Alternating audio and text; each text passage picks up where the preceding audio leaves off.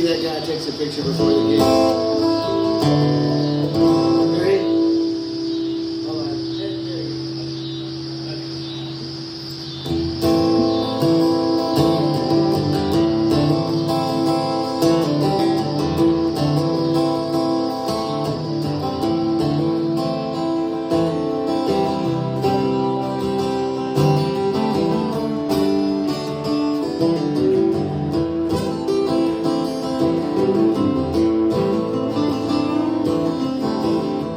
Sit beside me, take my hand, tell me all them secrets to the promised land.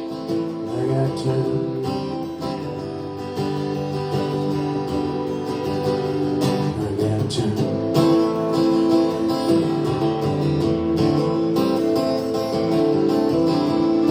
Your sweetness, it's all I got. Love these trees just to find a soft knot. I got time.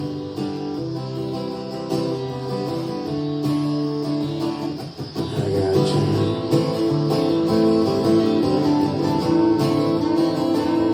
I got time to wrestle demons across the desert.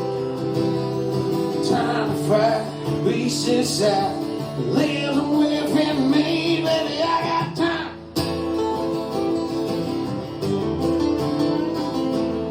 I got time.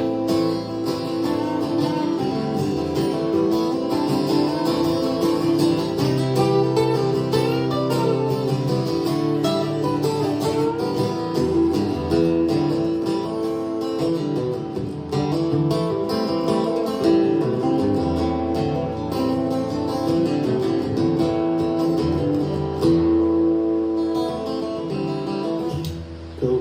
Everything's gonna sound good up there? Yeah, he's gonna do good to me. Alright.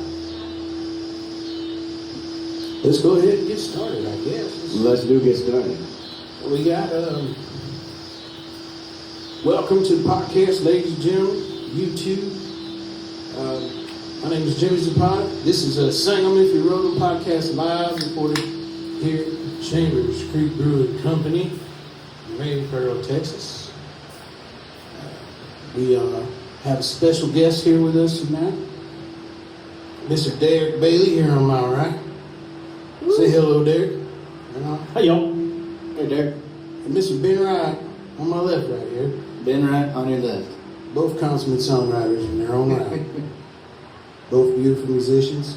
And both of these guys I know look out for other folks on the local scene. That's what I like to do, and that's what I like to see is songwriters, musicians looking out for each other, helping us out, helping each other out when we get a chance to. Just mention each other's names is a good thing to do too. You know, you're talking to a venue owner or talent buyer or a booking agent, and you're just like, you know what? I know this guy. His name is Derek Bailey, or his name is Ben Wright. I mean, he's a good songwriter, and he's got a pretty good band, or whatever, you know. And you're just like, I think they'd be a pretty good fit for you. You ought to check them out. I think those are the most important. I mean, fans are important as well, but you gain a lot more fans if you get to play the cool gigs, you know. You get to come to places like Maypearl and realize that you get out of your truck and it's like, the reason I play music is to show up at places like this. You don't get to do stuff like this when you just work. Yeah, man, you get to come out here, have a couple cold ones. See a Tarleton State University flag right when you walk in. The right color purple. Heck yeah, brother. So, normally I play a song first, but I think I'm changing it now, so we're just gonna go from I guess this is stage right to stage left. So we'll have Derek go first, then I'll go second, and then you'll go third. And that'll be the rotation for the rest of the night.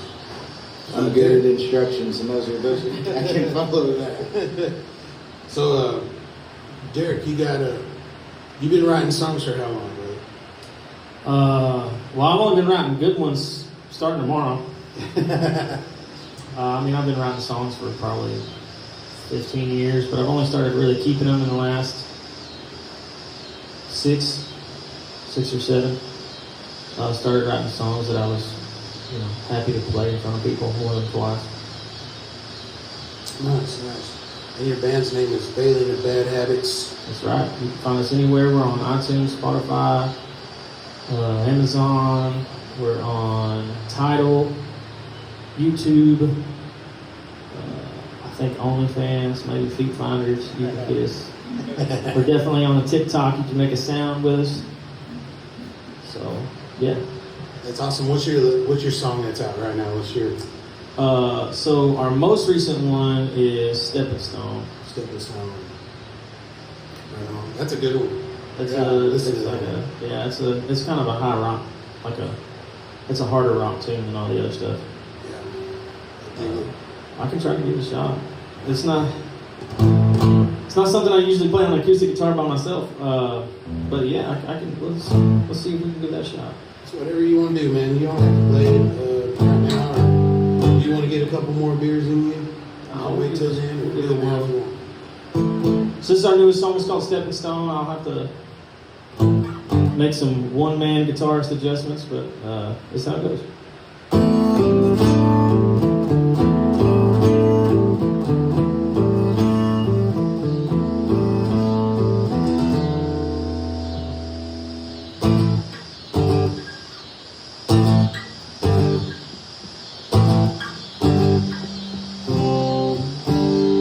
Said you love me, well that's a lie. Don't even have to stop and wonder why I said those words straight to your face.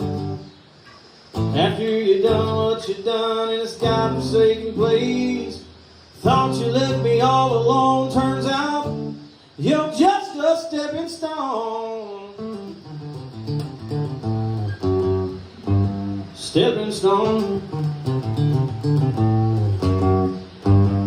3 a.m.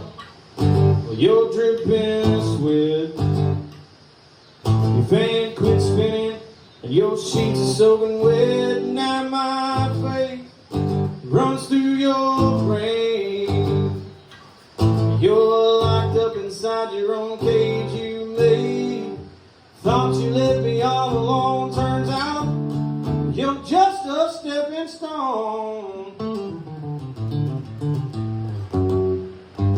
Stepping stone.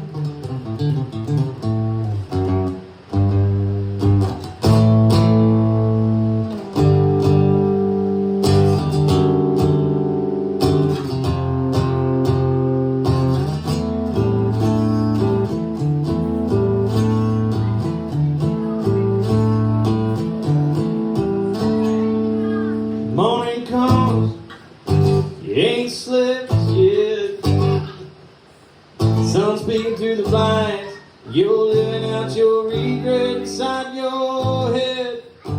That same voice told you you were stepping up, now scream you made the wrong choice. Lights come up, light take the stage.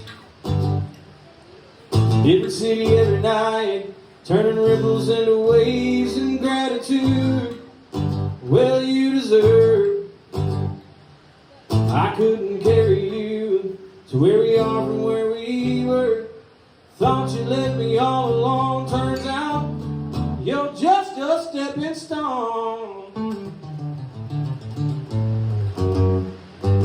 Stepping stone.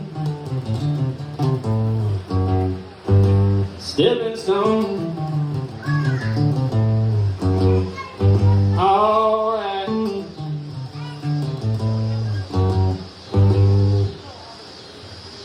Wow. As you can see, that's typically not an acoustic song. It has a campfire tune. Yeah, that's cool. It's a lot of fun to play live, I'm sure. I bet it's rocking. Yeah, there's a lot going on. It's rocking. It's super drum heavy. It made me want to play the drums. I just listened to it. Yeah. Right on. It's my turn to play a song.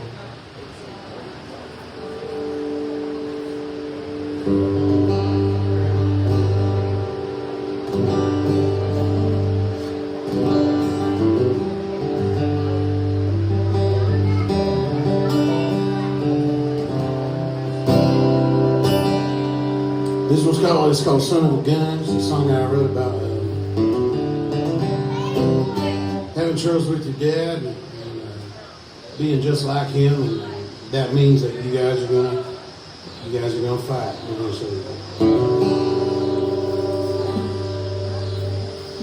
You're gonna get into a lot of fights because you're just like your dad.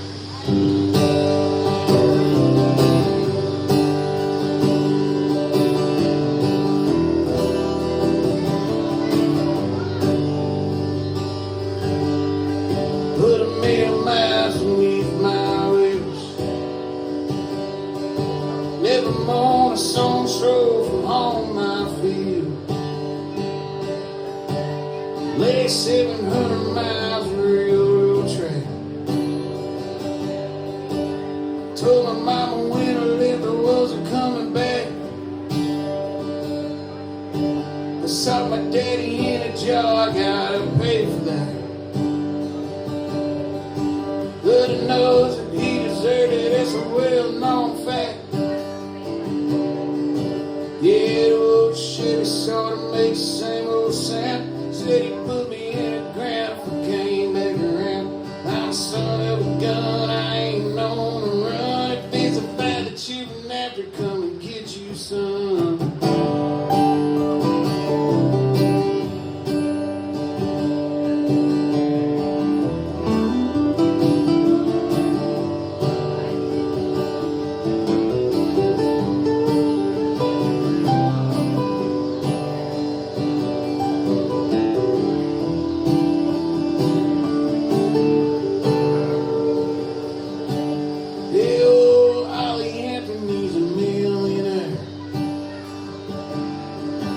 Still writes his fucking lyrics like he's on welfare. Now I'm working for the city, it's a hell of a job. It don't bite your nails and get you tetanus shots.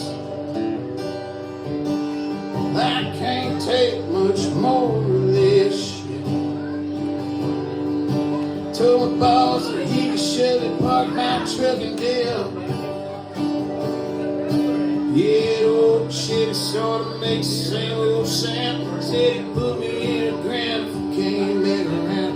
I'm a son of a gun, I ain't known to run. If it's a fight that you've been after, come and get you some.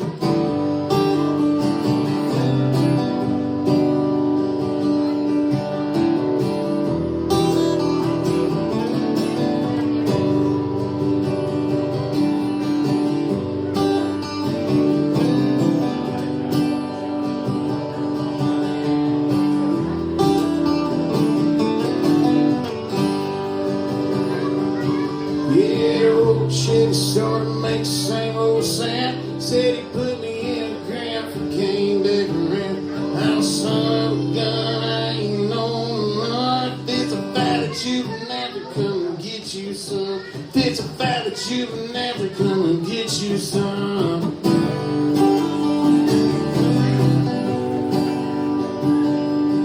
Get you some.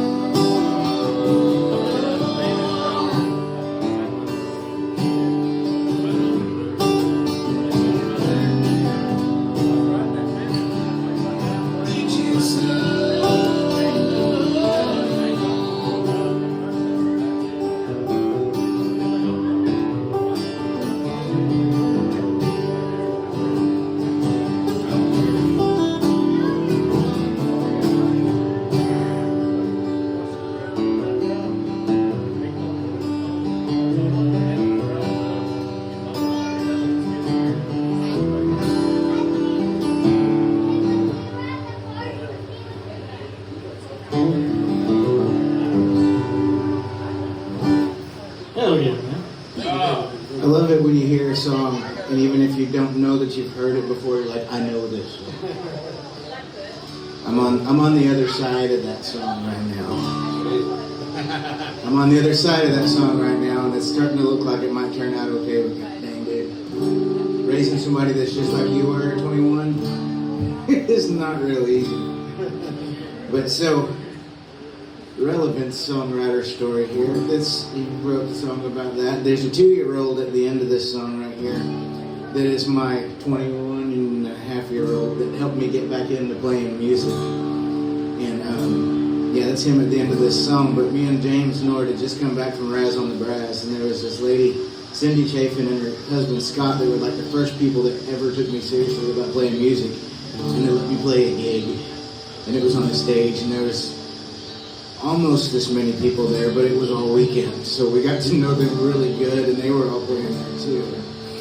But I came home, and I was sitting in the backyard with Luke. He was 2, my wife was working, and it's kind of got this insightfulness of what's life going to be like, right? And it was the very 1st of September, just like it is right now, and this has been in my head rattling around for about 19 years.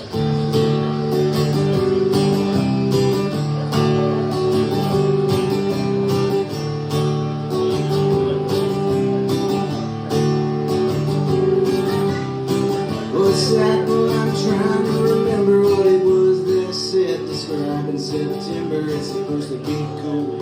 It's still hot, dreaming for a pool, but all that you got is a green hose with an iron spout. Twist a rusted handle, let the water come out. Spray it in the grass, spray it in the air. It's a break from the heat and you just don't care.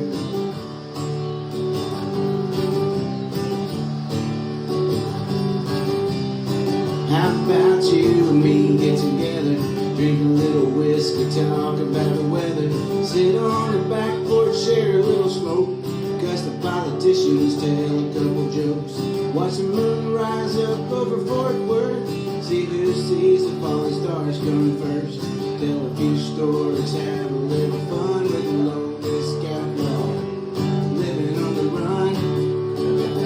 run away from me, pretty girl. Run away from me, pretty girl, you better run away, you better run away, better run away, you better run away.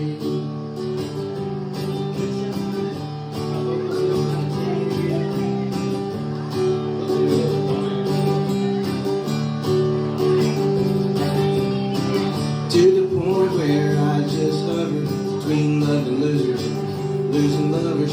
Rather love a loser that's a real good girl than some stuck-up chick that's a queen of the world. Either way, I can compromise for a redhead girl, blue-gray eyes. One day one may come along. I'm not holding my breath, but I'm holding on to you, holding on to you, holding on to you.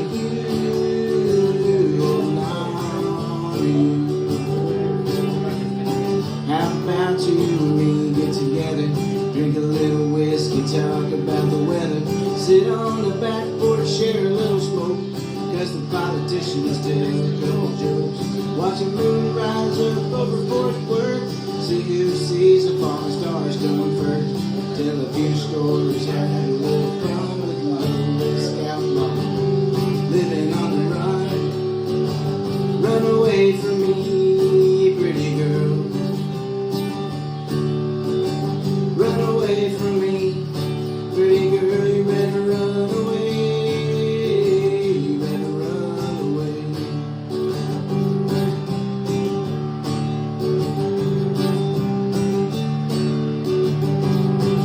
I'm sitting in the back in a folding chair, 2-year-olds floating up in the air, airplane high above my pecan tree, well it's full of people never heard of me.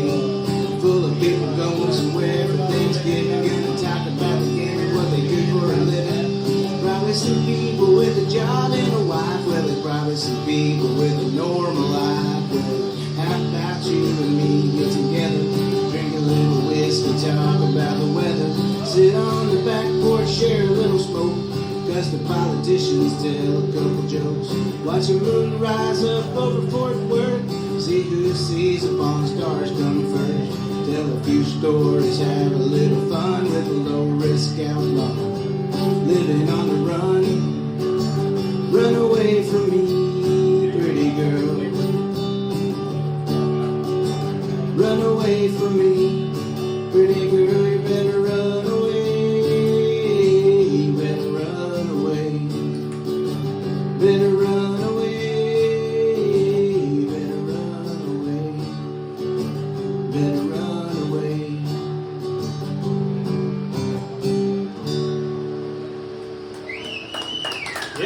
Thanks.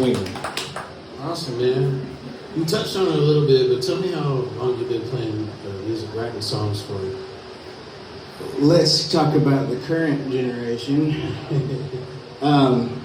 April 2023. Okay. And I hadn't touched my guitar for probably 15 years other than having a couple too many drinks and showing up and playing with some friends.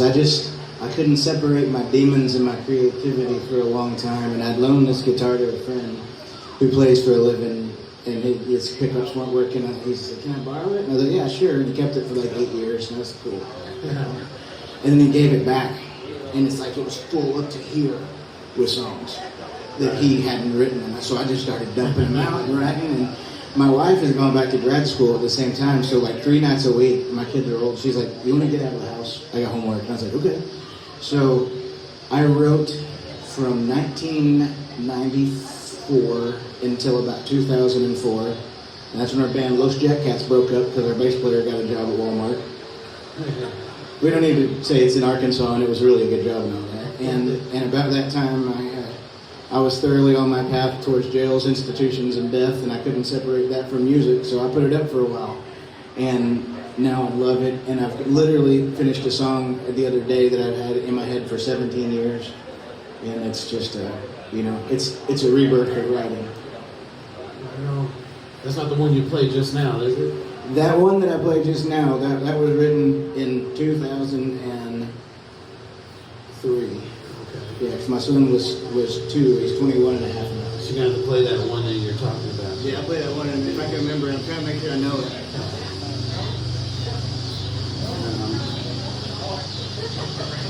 So we got a few folks here. I want to give a shout out to Eric Marion's here. He's going to grab himself a beer. Woo! Mikey Terry's here. And Steve Evans is here. The guys from the old May Pearl staple. The Cadillac Pearl. Right? I really thought I would see guys that look like them when I came to May Pearl. If I didn't, I would have been pissed. They just look like guys from May Pearl. Yeah, May Pearl guys.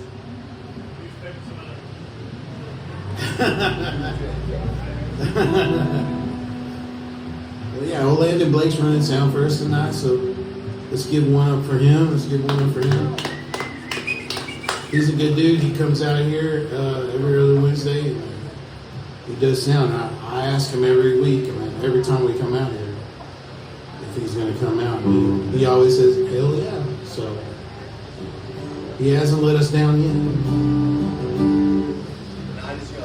The night is young, brother. I'm still drinking water right now. So we got Derek Bailey's gonna play us another song, but first he's gonna tell us a little story before he does. Yeah, man. So I've been privileged, to, like you said, lifting songwriters up, and a lot of people have lifted me up, and I've made a lot of acquaintances and a lot of friends, and I've had the privilege of doing co-writes, and had people that gave me mostly complete songs and let me kind of, finalize them and put my own take on something that they had either written or partially written. I had one particular guy that really took me from just playing on the back patio to playing shows and pushed me to be, everything that we are now and more. And his name was Tommy Fisher. And he gave me this guitar. Well, he left it to me. And he also let me reimagine one of his songs, and we released that last year, or a couple years ago, 21. And it's called Strong Witness, so I'll do that one for you.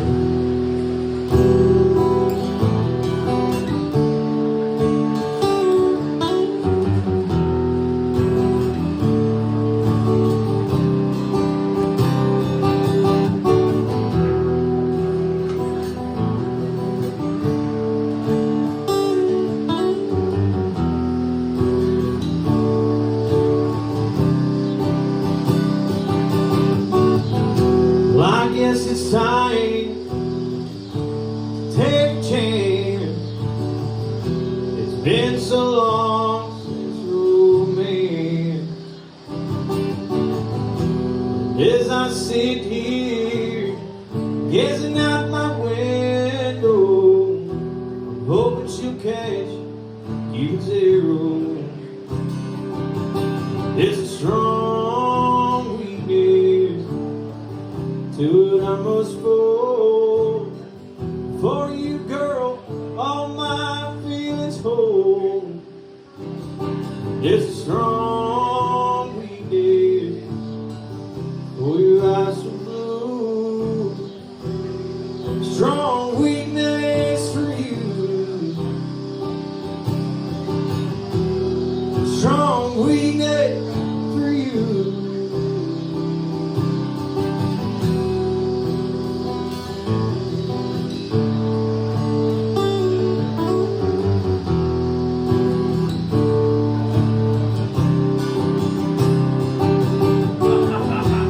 First time I saw you walking down that aisle, couldn't take my eyes off your smile. Such a feeling, Lord, I can't deny the feeling I lost last time loved I. It's a strong weakness to it I must fold. For you, girl, all my feelings hold. It's a strong weakness for your eyes so blue. Strong weakness for you. Strong weakness for you. Yeah, yeah, yeah, yeah.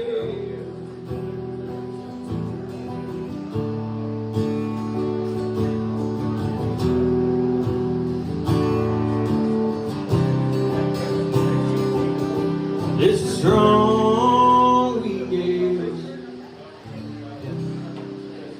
to it I must fold. For you, girl, all my feelings hold.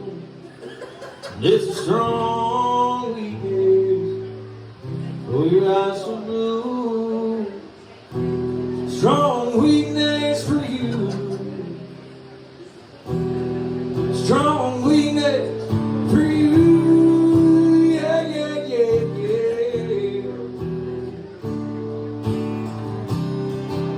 Yeah, yeah, yeah, yeah.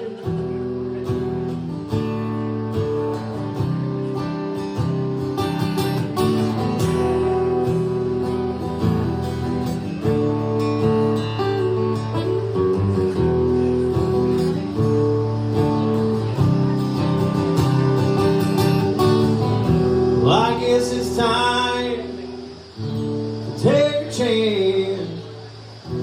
It's been so long since romance.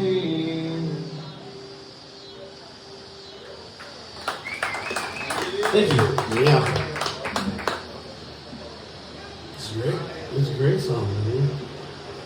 You said his name was Tommy Fisher? Yeah, Tommy Joe Fisher. I'm guessing you said since he left the tree that he passed on. Yeah. Rest in peace, Tommy I wish Fisher. you never did.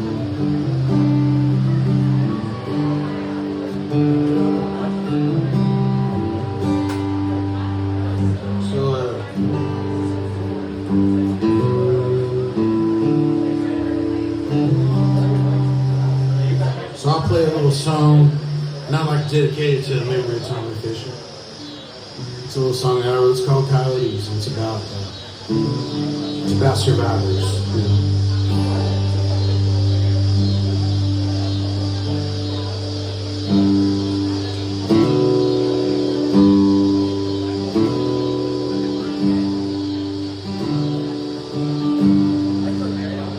Time is a gift.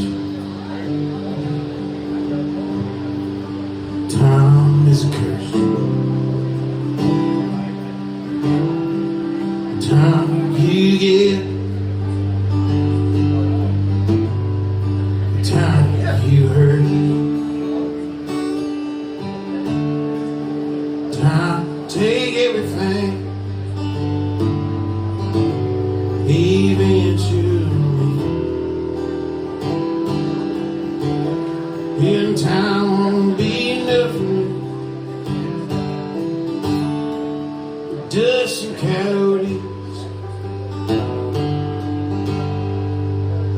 Stood tall, I've stood proud. Now I've cowered down. I ran with the wind. Now I've settled down. Time to take everything, leave an inch away. In time won't be nothing left but dust and coyotes. Just dust and coyotes left here on this world. Just remnants of us, some boy and some girl, but all the survivor, no matter the cost. Just dust and coyotes, rest of us lost.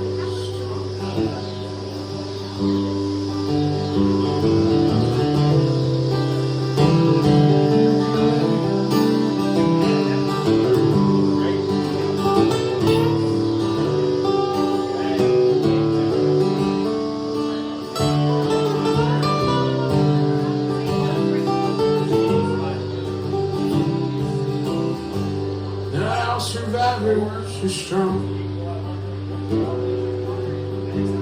Not all who are strong survive.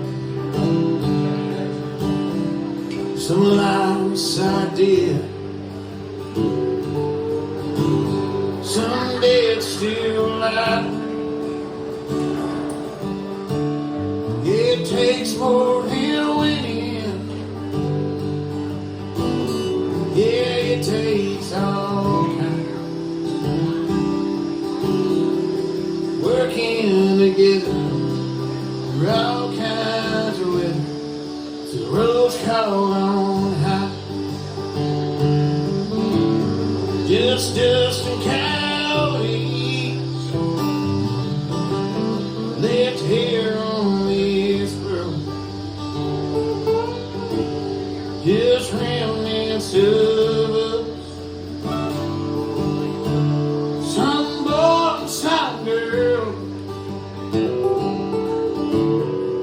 but all the survivor, no matter the cost. Just dust and coyotes, the rest of us lost. Just dust and coyotes, the rest of us lost.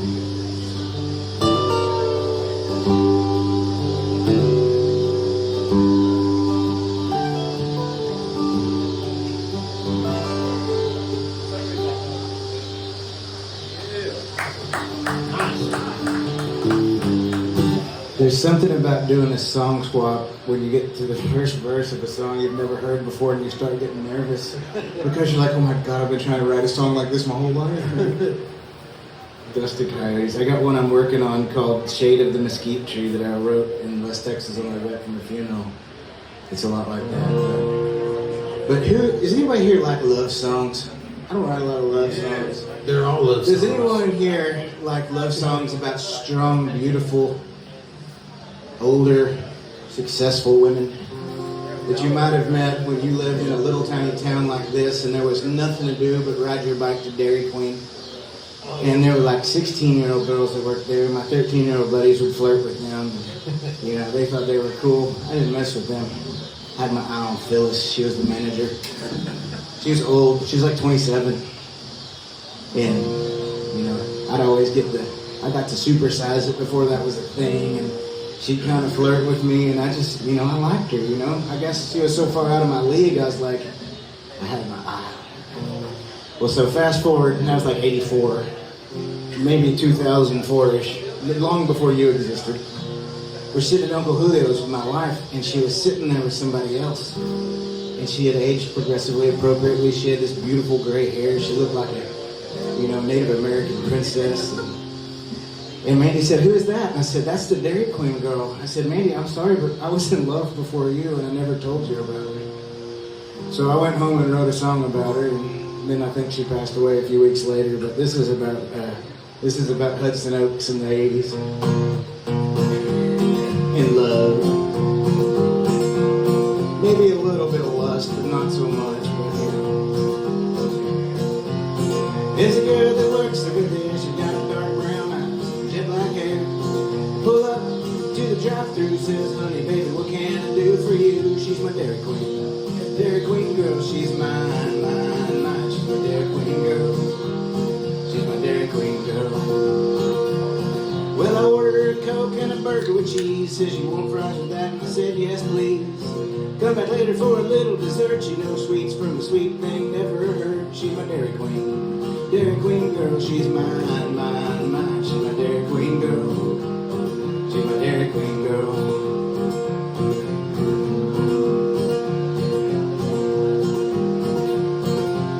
I think tonight I'm gonna ask her name. Maybe take her to the Friday night football game. Go to the lake, sit under the moon, share banana split with just one spoon. She's my Dairy Queen. Dairy Queen girl, she's mine, mine, mine. She's my Dairy Queen girl. She's my Dairy Queen girl. Well, I tell her that she's pretty, I look into her eyes. Smells like perfume and curly fries. Says she loves me, at least it's a start. We'll put her in a layaway at Walmart. She's my Dairy Queen. Dairy Queen girl, she's mine, mine, mine. She's my Dairy Queen girl. She's my Dairy Queen girl.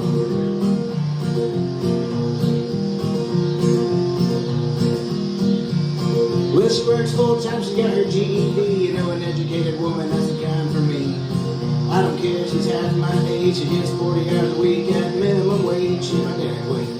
Dairy Queen girl, she's mine, mine, mine. She's my Dairy Queen girl. She's my Dairy Queen girl. Well, you know me, I get so flustered when she asks me if I want ketchup or mustard. I know nothing on the menu's free, but that Dairy Queen girl, she's the one for me. She's my Dairy Queen. Dairy Queen girl, she's mine, mine, mine. She's my Dairy Queen girl. She's my Dairy Queen girl.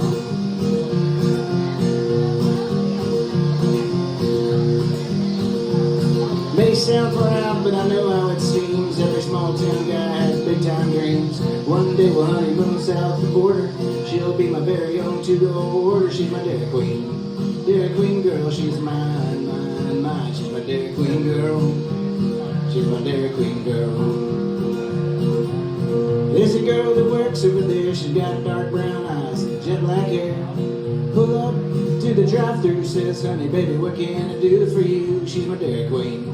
Dairy Queen girl, she's mine, mine, mine. She's my Dairy Queen girl. She's my Dairy Queen girl. She's my Dairy Queen girl.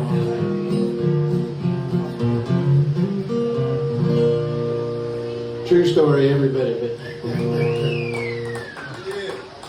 I used to work at the Dairy Queen when I was 18. And, there was one of those girls in there, but she wasn't as appealing as your Dairy Queen girl sounds. There weren't a lot of options where it came from either. The town's small enough, every girl looks like Wendy Peppercorn. Oh man, yeah. It's like, oh, it's slim pickings in here. But I was like 18 years old, and there was a chick there that I was her Dairy Queen boy, I guess. Oh yeah, it was a game, man. It was everybody had it. But I was like, leave me alone. Call HR. Does Dairy Queen have an HR? I don't think so. The queen herself dictates all the answers. They just showed you like videotapes in the background. Watch this. Shaking hands with danger. Like really gory safety tapes.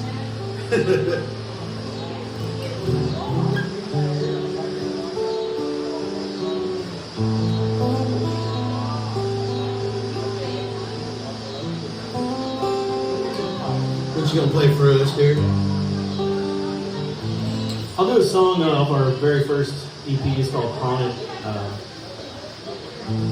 I wrote a series of songs a long time ago that I kind of titled as lessons to myself or warnings to myself, I guess.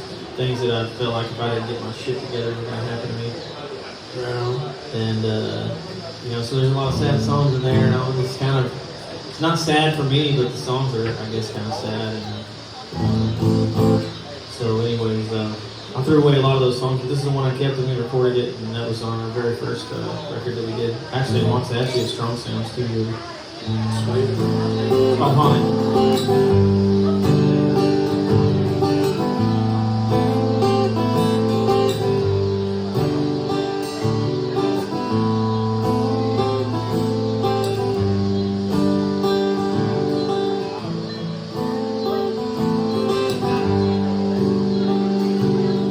Story in this town, I guess I'll tell it. Most folks round here say I should stop and sell it. It wasn't always bad, even before she stands. All the darkness looms here, pulled right into my head.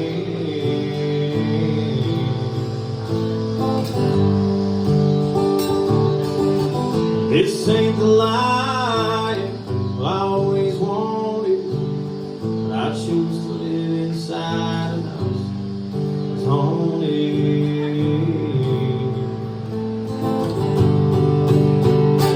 Haunted by memories of many mistakes of pain. Haunted by hurt and loss of pride. Haunted by nights when I don't hear her, my reflection in the mirror. Haunted by her memory on my mind. Haunted by your memory on my mind.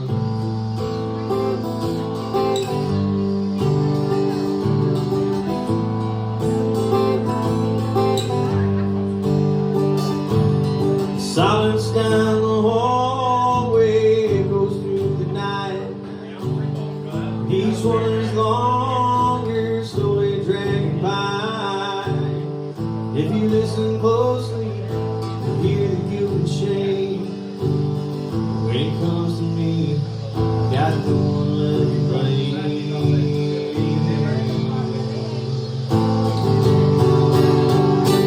Haunted by memories of many mistakes of pain.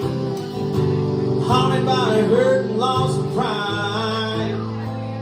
Haunted by nights when I don't hear her, my reflection in the mirror. Haunted by her memory on my mind. Haunted by your memory on my mind. The story of this house will last forever. About the old man down the street. Sometimes deep into the night you can still hear his terrified scream.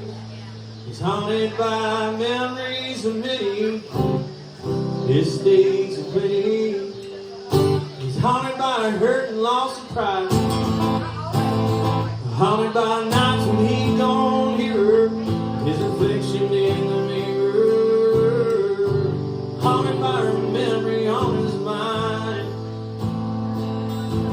Haunted by your memory on my mind. Haunted by your memory on my mind. Haunted by your memory on my mind.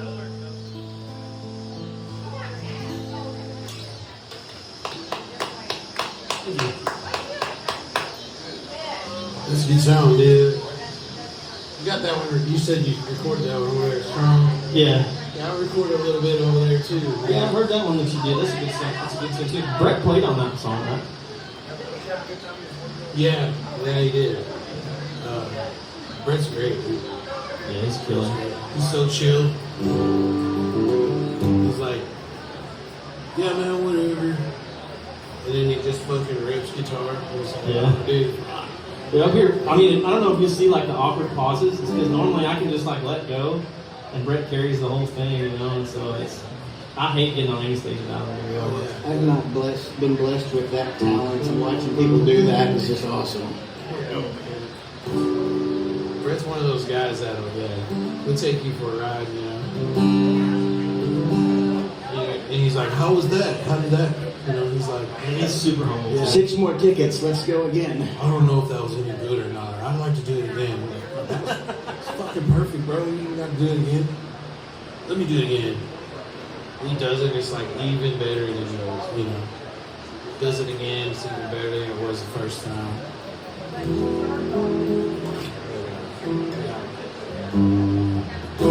Where do you guys plan at next? We'll be next weekend, the 13th. We're going to be at Filthy McNasty's, the Fort Worth Stockyards, Oh, hell yeah. which is one of my favorite places to play. Every time that we've played there, there's been basically a standing room only. So I'd rather play a packed small room than an empty big room any day. That's a place that's like a real time draw. So like people walking by, they're like, "Dude, these guys are badass. Let's go in there," you know. Yeah. So they're walking by, or they'll go to the next bar to meet their friends, and they'll be like, "The band at Let's Filthy's go back. is really kicking ass. Let's go over there instead," you know. So if they like you, they'll leave Pearls and go see you or whatever, you know. Yeah, for sure. They'll leave the Rhinestone and come check you out. Somebody said that you were badass. That's what I like about the Stockyards. It's kind of like, no matter where you play in the Stockyards, it's gonna be a good time. You know? I think it's a real reflection of the kind of musician that you are, the kind of band that you are.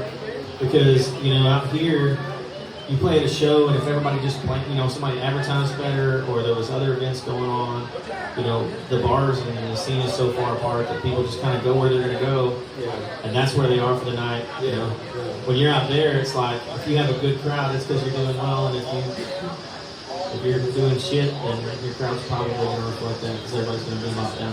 Yeah, there's a better band down the road that everybody will find out, and they'll go over there, and you'll be stuck with you know, the locals or the regulars. The regulars that are in the bar, you know. The people that were too drunk to walk to the next bar. Too drunk to walk to the next bar. Some of the greatest people I've met in my entire life.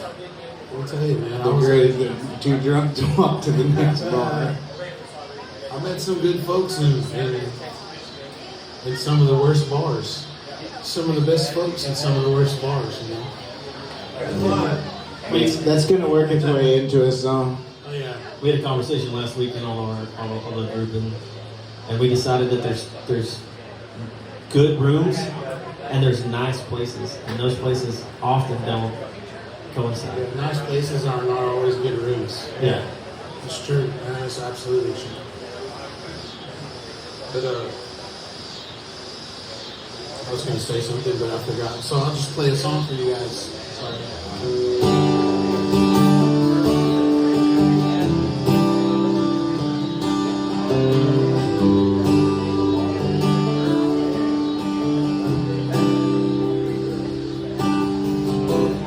I remember we watched the stars at night. I remember we stayed there till first light. You and that painting played so Chevy. Cousin Jess in the backseat with some guy.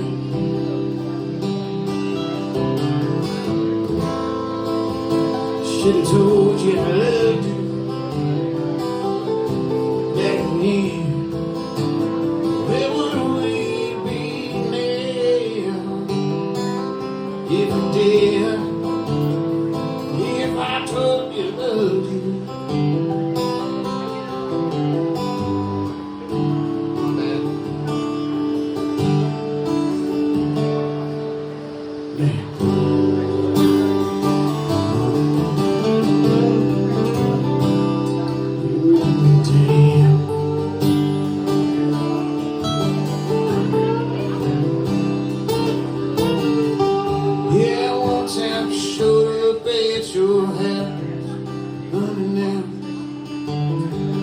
Say you didn't have time for me right now. Still we sat the driveway.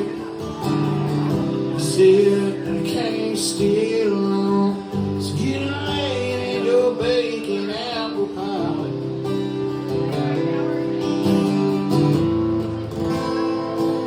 Should've told you I loved you back then. Where would we be now if you did? If I told you I loved you.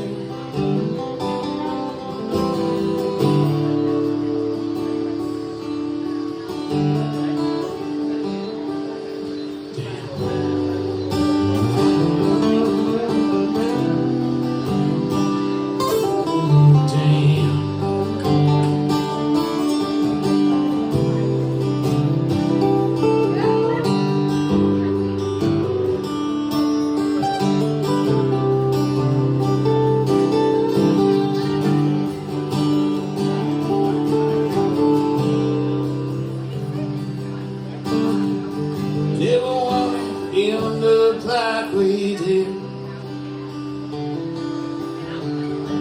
Never wanted to hear those words you said.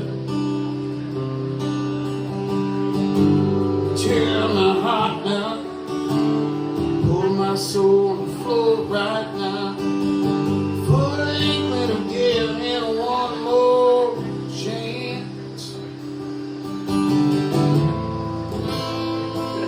Should've told you I loved you back then.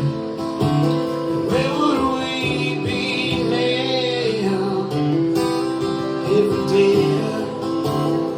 If I told you I loved you.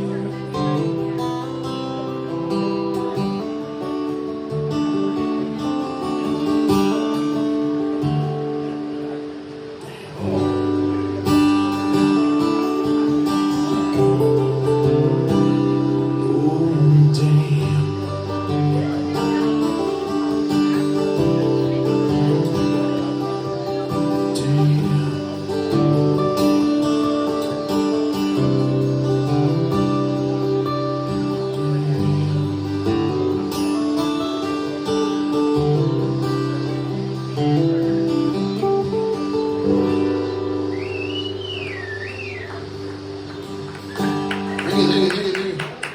I played that song, I played that song up in Weatherford, just a little place called Northside Remedy. Some old guy was out there. It's one of those kind of like street side bars, so people walk by, they see you playing outside. You're playing kind of like on a patio thing. And, this old guy was stopped out there. He was watching me play for a second, and he walked up to me after I played that song, and he goes, "Man, I thought you for a second. I thought you forgot the lyrics, and you were like, damn." He was like, "Wow, that's a really good song." And he gave me his card, and I've since lost it. But he was also a musician, and so it was cool to get a little appreciation, and a little bit of a humor from an old guy, you know.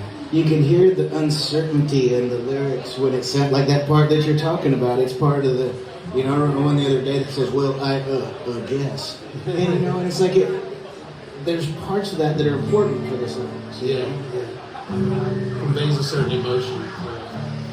I got it. So I'm gonna need y'all's help on this one because it's a sing-along. And I'm not a really good singer or guitar player, but I like to write. And so if I write stuff that people have fun with. So in the chorus it says, you'll hear it, it goes, "Why'd you leave?" And if I can do it, everybody can, and it sounds really cool, right? But this song is about, anybody ever had that part of life or that friend where they just can't quite get their shit together? They're just like right there, but they just stay just almost off probation, you know, almost on a car, almost didn't go back. Dude, I was one payment away. And, you know, they're with that wonderful other person that they just belong with, but he just can't get his shit together. This is about that guy, and it's about me.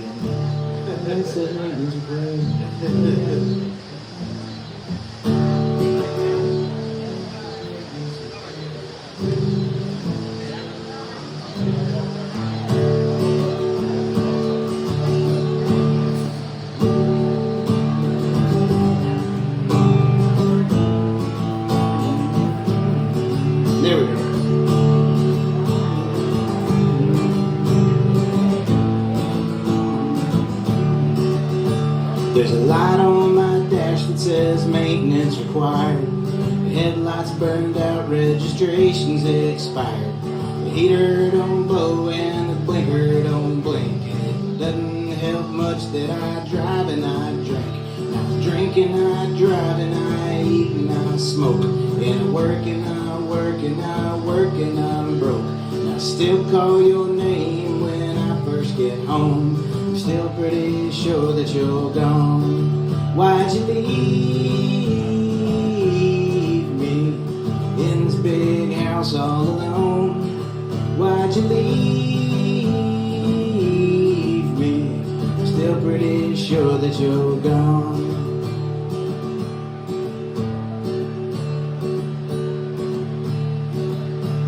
The fridge don't make ice, but it gets plenty cold. I threw out some meat and some cheese that got old.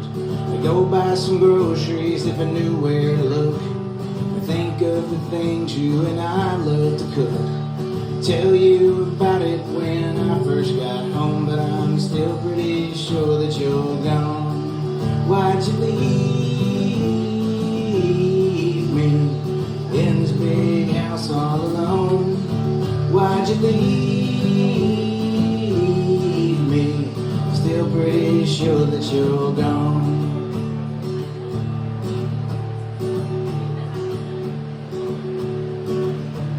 Antenna don't pick up that channel you like. The neighbor and I put new tires on his bike. The garden is dead and my spirit is too. This place has gone really downhill without you. I think I might sell it or just burn it down. Get on the Greyhound and head out of town. Tell you about it when I first got home, but I'm still pretty sure that you're gone. Why'd you leave me in this big house all alone? Why'd you leave me? Still pretty sure that you're gone.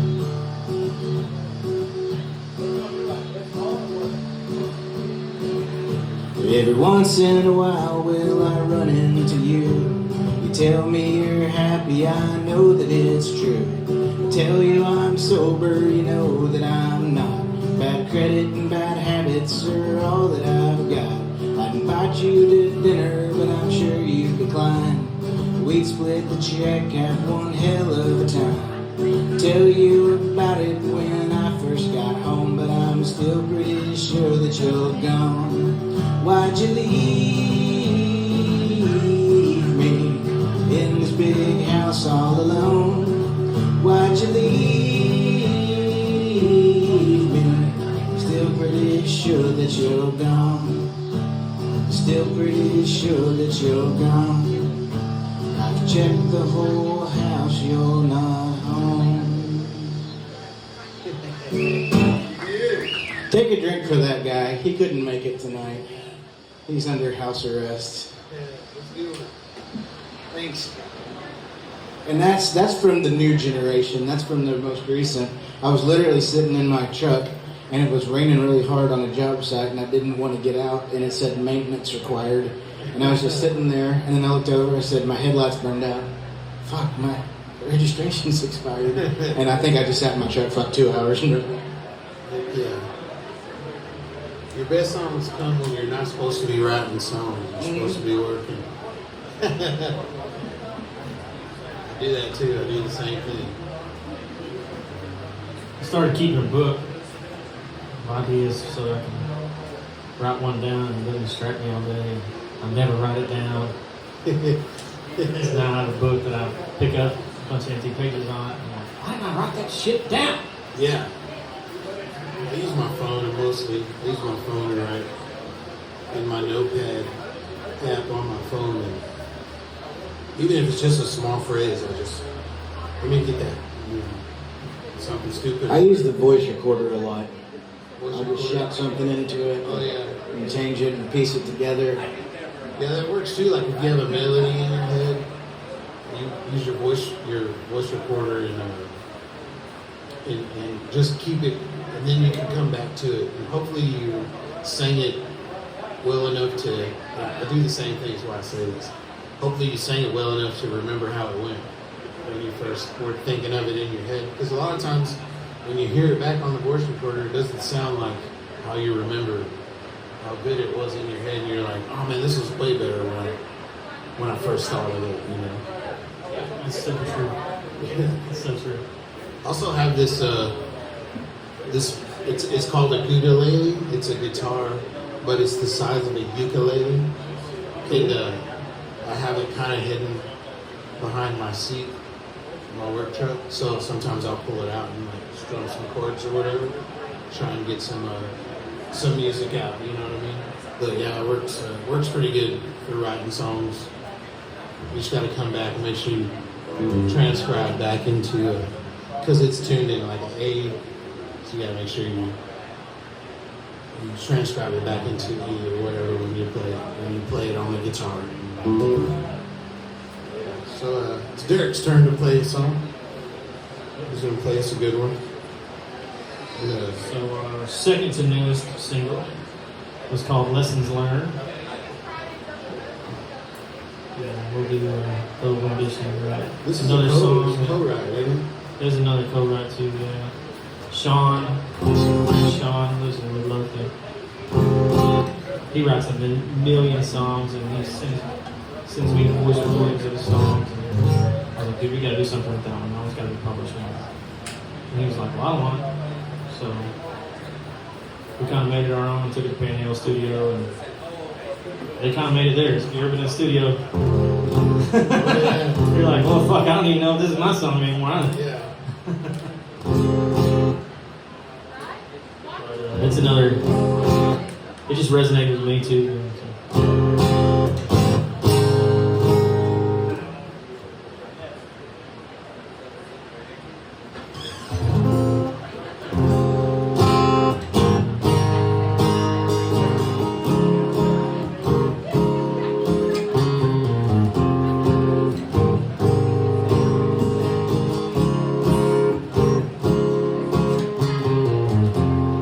It's screaming me like that before. I punched a hole right through that door. Guess this apple didn't fall so far. Now I'm in my car, driving where hell I don't know. Bloodshot eyes just keep on the road, gripping the wheel so fucking hard. Filled up with shame and regret. I could have killed the one I swore to protect. Didn't even know I could snap like that. The righteous sin, the mighty fall. If I'd have stuck around, I might have lost it all. Guess we missed the part on how to fight. But there's been some lessons learned tonight.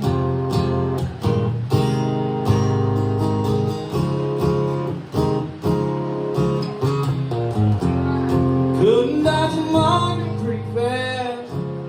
No idea you could throw like that. We're both guilty of going too far. Still got the scar. Looking for redemption, I need some grace. Haunted by that look on your pretty face. Swore that I'd never hear your. All filled up with shame and regret. I could have killed the one I swore to protect. Didn't even know I could snap like that. Righteous sin, the mighty fall. If I'd have stuck around, I might have lost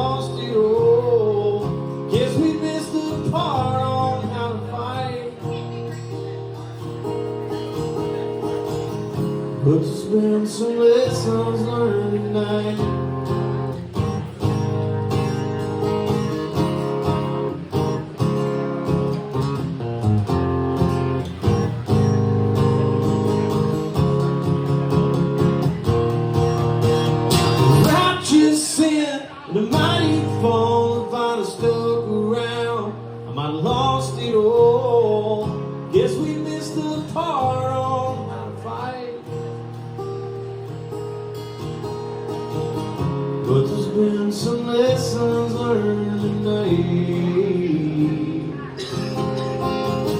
Yes, there's been some lessons learned tonight.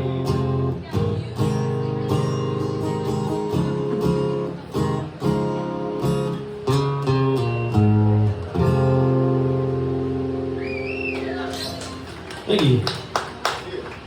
That song's on Spotify. It's called Lessons It is. Learned. Anywhere that you can stream music. Oh, yeah, that's a good one, man. I remember watching the lyric video when it first came out. It's good. Thanks, man.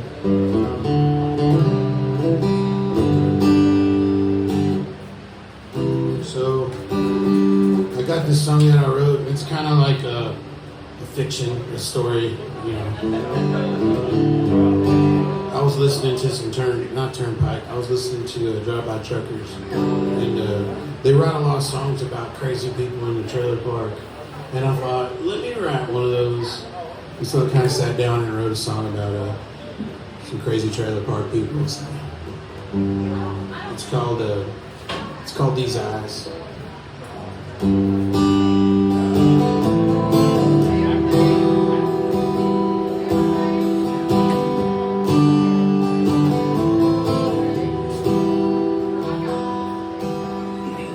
At 17, yeah, I was lost and lonely. I was just looking for somebody to want me. You was a junkie on a mission to fall.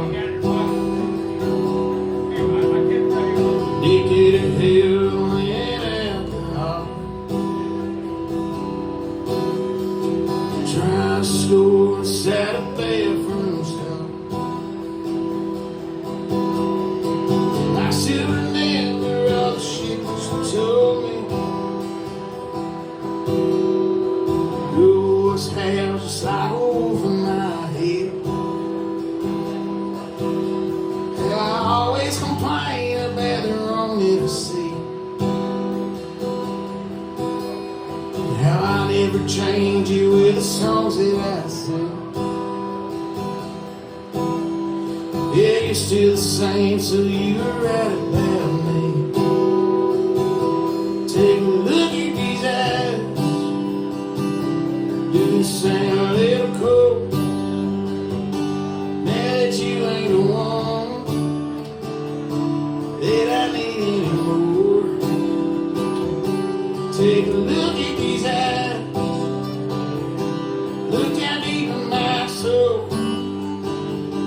See that I won't be there to meet you when you come.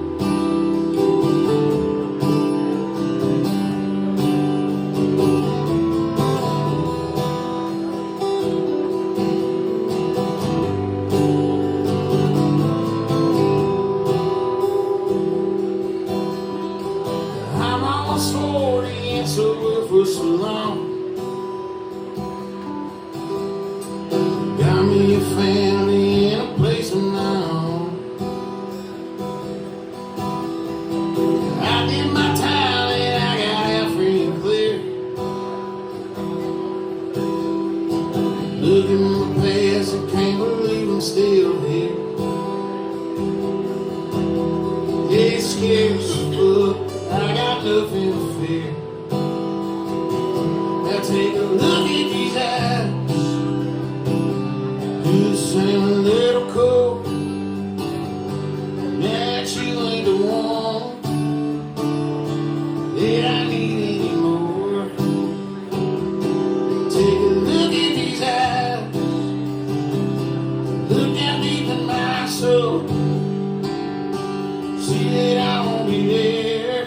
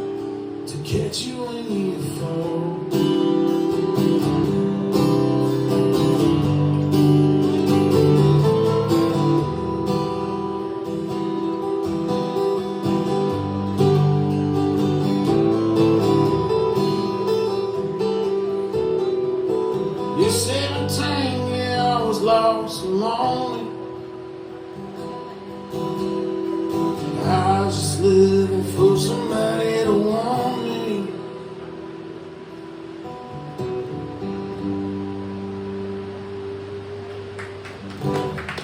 Thank you, thank you.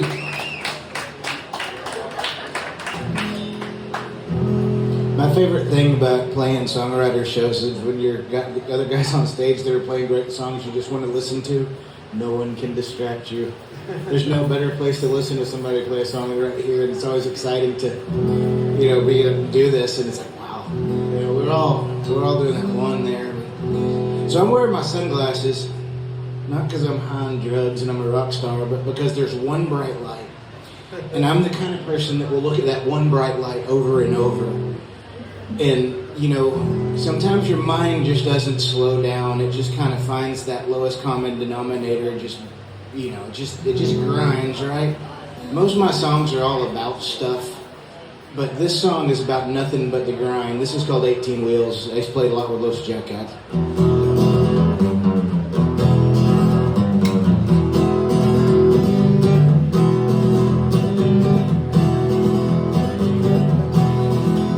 Well, starting the day the same way again. I got V8, coffee, and Vicodin. Well, I'm living like the bottle is my best friend. I'm praying, sweet Jesus, forgive my sins. I got 18 wheels on the road. I got one more spinning in my head, and I've got to make home in the morning, or I might wake up dead. I got 18 wheels on the road. I got one more spinning in my head, and I've got to make home in the morning, or I might wake up dead.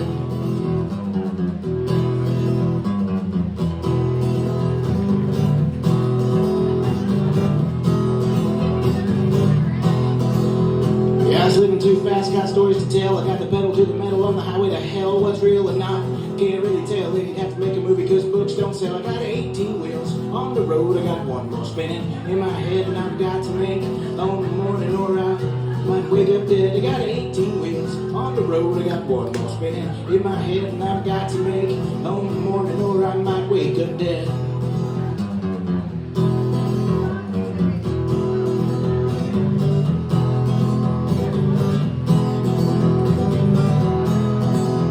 Well, I gave up the whiskey and I gave up the pot, and I gave up cheap women and the gold truck stops. But the sun beats down, makes the asphalt hard, and the wheels are turning, and they're never gonna stop. I got 18 wheels on the road. I got one more spinning in my head, and I've got to make home in the morning, or I might wake up dead. I got 18 wheels on the road. I got one more spinning in my head, and I've got to make home in the morning, or I might wake up dead.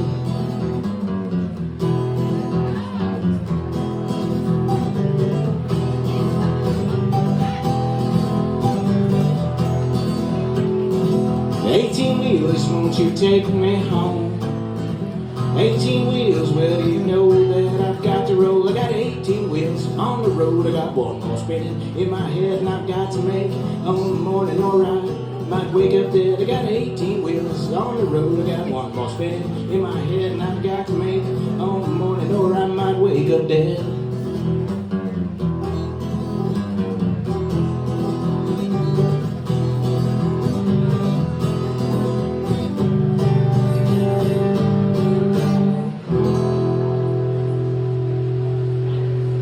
That's one that you need the drums on.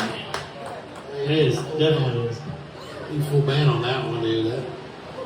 I sang that through a bullhorn on a recording, and that's the only. I'll text it to you later, but it's the only leftover one. And I played with a band called Los Jackets, and the name came from me being a jerk about them joking about it being called Los Jackets, and I said anything but Los Jackets, and that became our band name.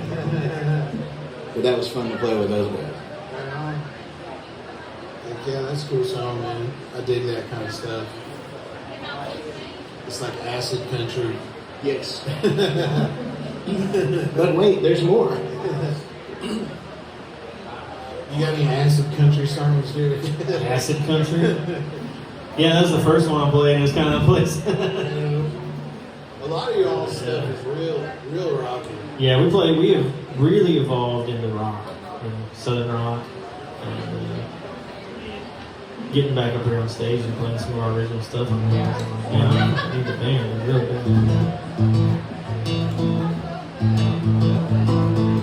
But since he played a song about 18 wheelers, we just wrote a brand new song. It's called Heavy Eyes, and we haven't recorded it anywhere yet. So unless you follow my TikTok or you've seen us at our last 2 shows, you haven't heard the song before yet. And it's kind of the same thing. It's about being on the road late at night. It's about the grind. It's about, I think a lot of guys are in the same position, no matter what your career field is, whether you're, there's just those late nights, those hard nights, but then something has to be making it worth it. So.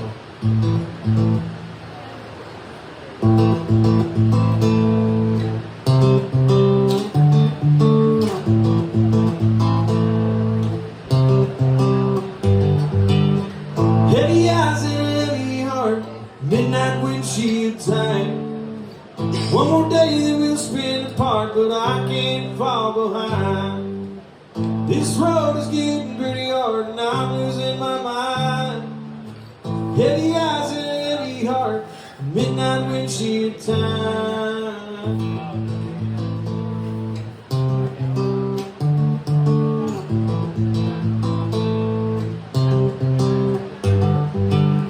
Caffeine and nicotine coursing through my veins. Alcohol and Adderall competing with cocaine. Sun's coming up and I'm coming down, trying to keep it all contained. Caffeine and nicotine are coursing through my veins. And I'm coming on to you. All these feelings I just can't subdue. Through the miles the pain compiled, and I can't hide the truth. I'm trying to pay my dues. I'm coming on to you.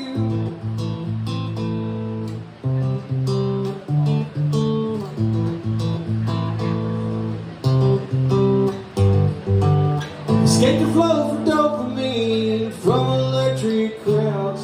Step off the plane into energy, I'm standing in the clouds. It's the high that drives the work and strife that my whole life's about. Escape the flow for dopamine from electric crowds.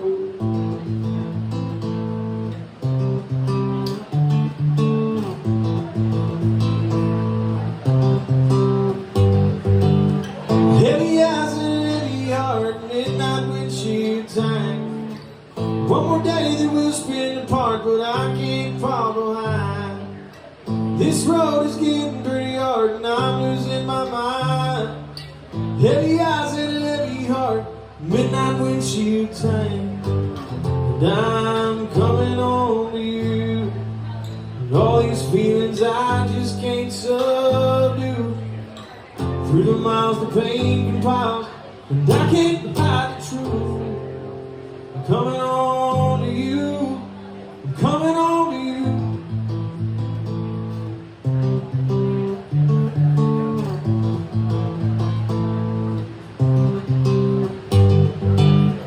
Heavy eyes and a heavy heart, midnight windshield time. One more day that we'll spend apart, but I can't fall behind.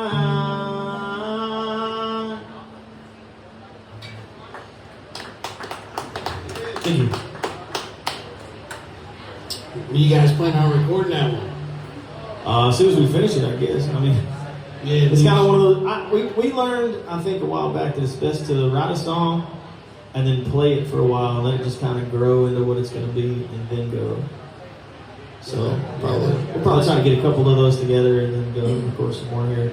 That's how we do it too as a Maybe band. first of the We're year. doing those. We're like, well, you can't just jump in the studio right off the bat because you kind of hinder yourself from writing to your full potential when you shorten the time in between writing the initial write and the recording of the song. Right. Unless you're just a solo artist and you're just hiring hired guns to come in and lay tracks for you. But if you're a band, you guys got to get in there together, put your heads together, and work out your parts. And if the song evolves a little bit, like, I started out doing this kind of thing, but I don't really dig that, or doesn't really fit this song, so let's move it, changes into something else or whatever. Yeah, absolutely. Yeah, so as a band working together as a coalition of artists, you tend to, like you said, take your time recording a song. So I think that's why a lot of bands, they'll write an album, they'll go on tour to promote that album, and then they'll hang back for a few months before they go back out on tour, because they're writing new stuff and they're jamming on it and getting it, to where it needs to be before they record it. Yeah, they're working it out. Yeah, that's a good song, dude. I really dig it. Thanks, man. You said it was called Heavy Eyes. Heavy Eyes. I feel like we've always been there. All of us. Trigger Jones has one like that called Drunk Alone and Praying. Yeah. But it's the same feeling, man. You're trying to make it home. You're like, dear God, I don't know if I can do this again. Just one more time, and Yeah, I'll never one more do it time. again. Yes. Let me get home, man. Let me get home. One time I was a kid. I was probably like 12 years old, and my aunt calls me and she's like, "Can you and your brother come over here because your uncle's not home yet? I'm kind of scared, So my uncle was a real bad alcoholic. So if your uncle's not home yet, I'm kind of scared being here by myself. You guys can come over here. You can sleep on the couches or whatever." So we were like 12 and 15, so it's like, yeah, sure, we'll come over there. So we went over there, and 'cause my uncle lived a couple blocks away from our house, and so we walked over there. And sure enough, we walk around the house to the front of the house, and this car's sitting there, door's wide open, and we're like, well, he's here somewhere, right? He was in the car. He was asleep. He made it home. He just didn't make it to bed. Yeah. He was asleep in the car, door was open. Asleep is the key word. Yeah. He was really tired. It had been a long day Yeah. of So, drinking. yeah, he did. He made it. So, he's still around. Thank God he's still around. It's my Uncle David. Shout out to my Uncle David. What up, David? So this song is about being on the highway too, but it's not necessarily about trying to make it home, but trying to find where you're going. So earlier in the day, maybe. Yeah. It's called. We got a lot of feedback over there. I don't know why.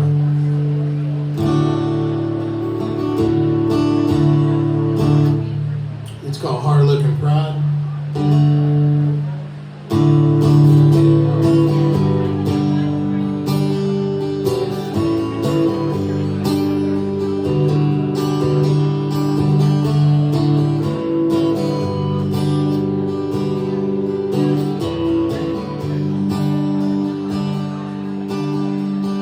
I got lost on the highway before, searching for something more.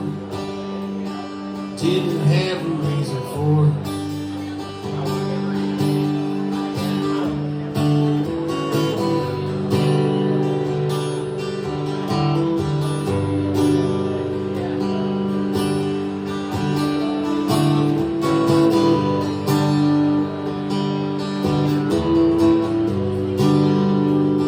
Let me start that over.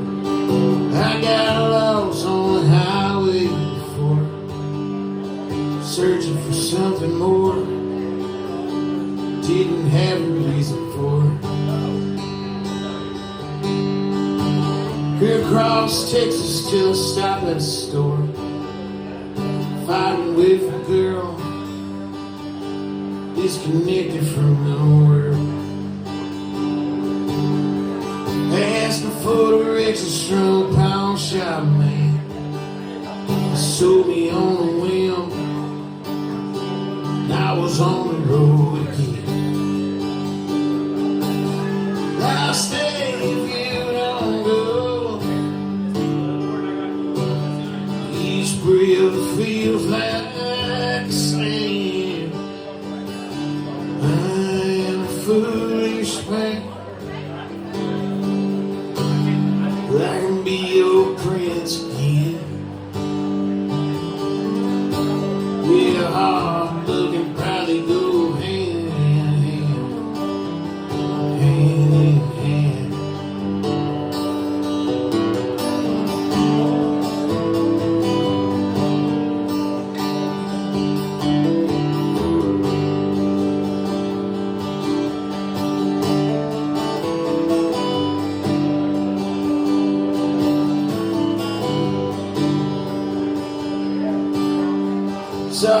Jesus sticking on Chevrolet.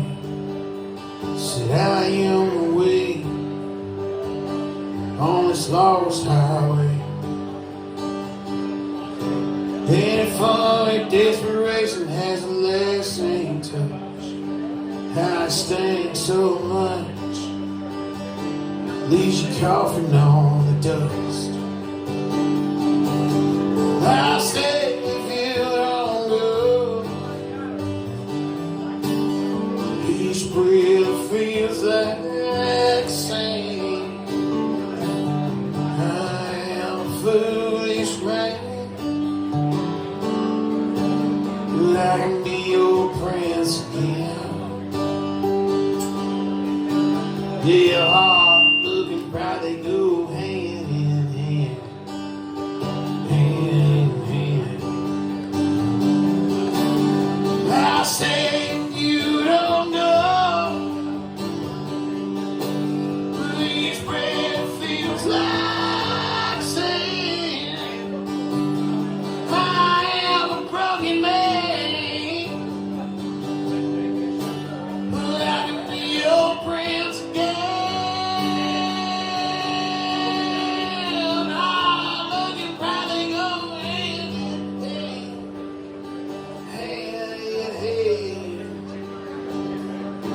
Yeah, hard looking, probably go hand in hand, hand in hand.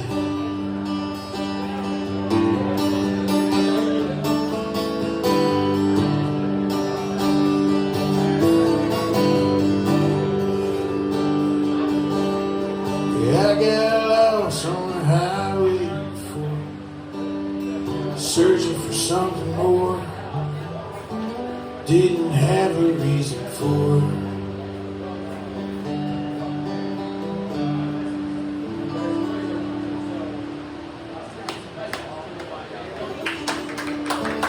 Thank you. That's it's called Harlequin Pride. It's gonna be the first single on my solo album. It's called Last American Road Trip. So like all my songs are, there's a Chevy or there's a van or there's some kind of vehicle in there. In most of my songs, well not most of them, but a lot of them. And so I'm gonna put all those songs on one album, and it's called The Last American Road Trip. It's gonna be our songs all revolving around moving down the road, vehicles and stuff, kind of like what we just did here.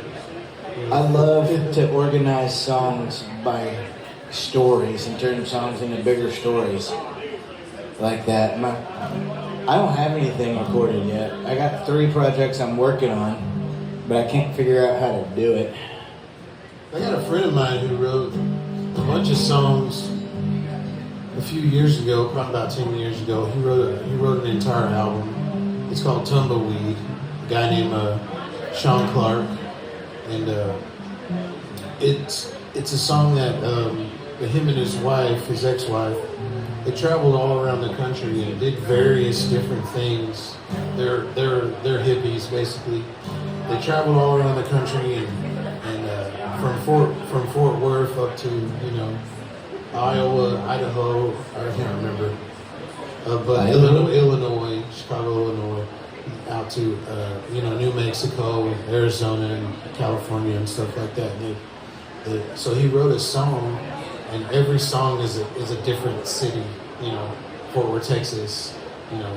There's a song in Illinois. I can't remember the name of it now. But then like San Luis Obispo is one of the songs. So every song tells a story from that city they lived in, which actually turned out to be a really good album. It's one of my favorite albums. It's called Tumbleweed by Sean Clark Family Band. If you want to listen to it, check it out. He's one of my good friends. He lives in California now, so you might never see him on the podcast, but who knows? I think he needs to come in. I need to find some airline miles. Yeah. And now I don't know if I want to play a city song or if I want to play the raunchy country song I wanted to get out of the way that's kind of fun. I'll play that. Okay, this one I'm not sure if it's completely ready for prime time, but I don't write a lot of love songs. But this is a song about empowerment. Right? No, it's just raunchy shit. But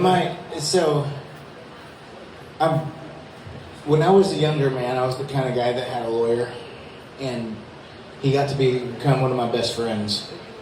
And I got in just as much trouble with him as I did without him, but fortunately, we stabilized and all that. And I actually introduced him to his wife, and both of them are great people, and they're not married anymore. And I was hanging out with him a while back, and I was like, what if I would have introduced him to someone later in life instead of them? And it got to be this joke in my head, because they're both wonderful people, they have great kids and all that, but it's like, I think it would not have been so high quality, but I wrote this, I took this old story and made it into a new story, and it's total fiction here, but it's been fun, and he knows it's about him.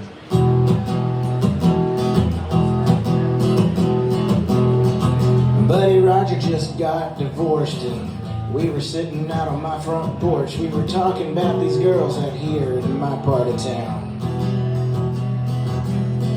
I said I know just what to do. I said I got the perfect one for you. You should call her up. You should ask her out.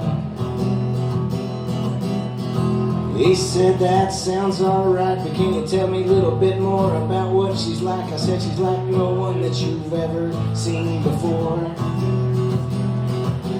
She'll either make you feel 6 feet off the ground, or she'll make you realize it's time to settle down. Well, maybe I should try and tell you just a little bit more.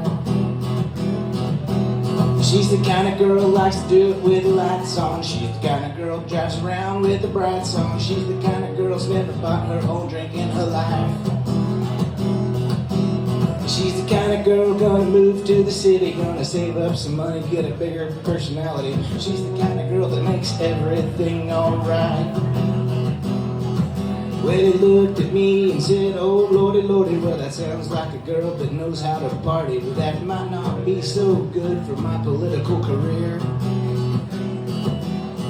He said, woman would do you good, she would loosen you up and do what you good. She would shake you up, she would get you out of your shell. She might be smart, she might be funny, she got her mom's good looks, she got her grandpa's money, and she knows how to treat a gentleman pretty well.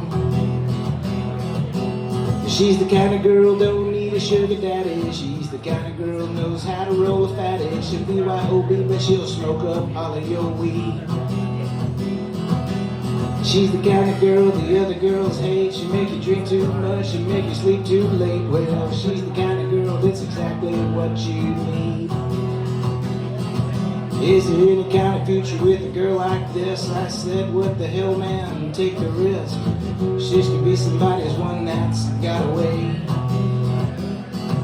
You can spit in one hand, you can wish for another, for a one-night stand or the next friend's mother. This could be the one that's gonna change a day. She's the kind of girl who reads the news on TV. She's the kind of girl who drinks as much as me. She's the kind of girl your mom swears she saw on TMZ. She's the kind of girl who looks good in leather pants. And she's the kind of girl who girlfriend wanna dance with. She's the kind of girl that's exactly what you need.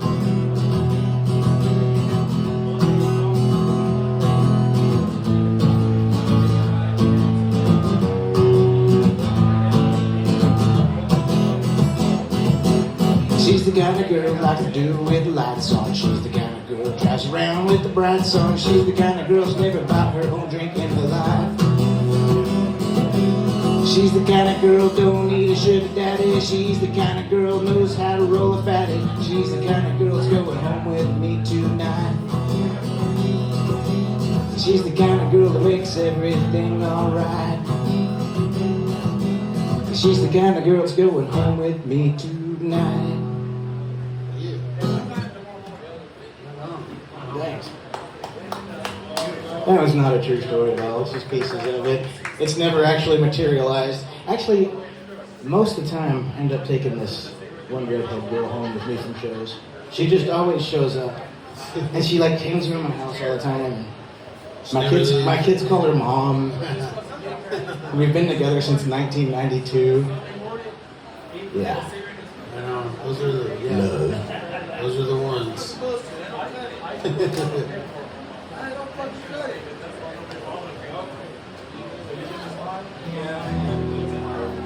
Derek's got one. You got one, Derek? We got. Before you play the song, I want you to tell me a little something about your process, songwriting process. So you'll. My songwriting process is going long periods of time without writing songs, and then writing songs in 30 minutes. So you sit down and you'll be like, I'm gonna write me one, or does it just like, oh man, just come to you? Yeah, I go through periods where I'm more inspired than other periods. Of course, once you've written one, it's a lot easier for the next one to turn out. But when you're busy and you're doing other shit, or you're not happy with the last couple that you've written, it's really hard. And I keep a boneyard, so most of my songs are written around a line, and that line might be in the verse, it might be in the chorus, it might be in the bridge. It might not even make it into the final cut of the song. And some of my songs get thrown away, but those lines stay there. And so I might reuse that line. So I'm like, man, I really need a line in this song. It goes into the second verse, and I'll pull open a book and, oh shit, let me see what I can do with some of these. It's the scrapyard. Right on. Yeah, just kind of piecemeal stuff together from your previous writings that you've kind of thrown away, but still kept around. It's like building a know-how rod or something. You just like putting stuff that fits together. Yeah. Yeah, that works. Yeah, that's how I don't know if I do it like that. I don't know if there's a bunch of stuff like, so I'll come with a line. I'll have a line in my head, and I'll write it down, I'll keep it, I'll save it, and then I may never come back to it, but it's there. I thought it was pretty cool, or whatever. Or it's like an idea. Next time, it's like an idea, not necessarily a line for a song, it's like an idea for a song, like, hey, write a song about this, so I didn't, it's like write a song about the Dairy Queen girl or whatever. It just happens. So like I'll write it down and say, write this song about this. And sometimes I never do, but sometimes I end up, oh, that's cool. But then a lot of times it ends up becoming something else all its own, I started off going this direction, but now it's going this direction. As far as lyrics go, the story goes or whatever. Yeah, you start putting the pieces together, and then you're like, the piece I started with got me started, but it might not be the piece that I need right now. So. Right on, yeah, definitely. Lately, it's been writing songs with the band, so it's been totally different as we're writing songs as a group. We go in and we try to make time. Occasionally, we rehearse so much and we play so much of the same music that sometimes we don't get a chance to play music, if that makes sense. And so we try every once in a while to schedule a little bit of time just to jam and fuck around. And in those times, sometimes we'll come up with something that's worth it. And that's kind of how Stepping Stone started. And then it evolved. And then, I came with a line, and I was like, you said you love me, well, that's a lie, which is something that I had in my book. It was one of the scraps. And then we just kind of messed around with some random lyrics, and then after we had the song structured out, I was like, man, I gotta finish and write the rest of these lyrics. And so I sat down and kind of wrote the rest of the song. And then we changed it, everything again later. So it's all been a different process, and I think sometimes it's important to have both ways of writing music that's your own, and writing music as a band and keeping everybody involved. So.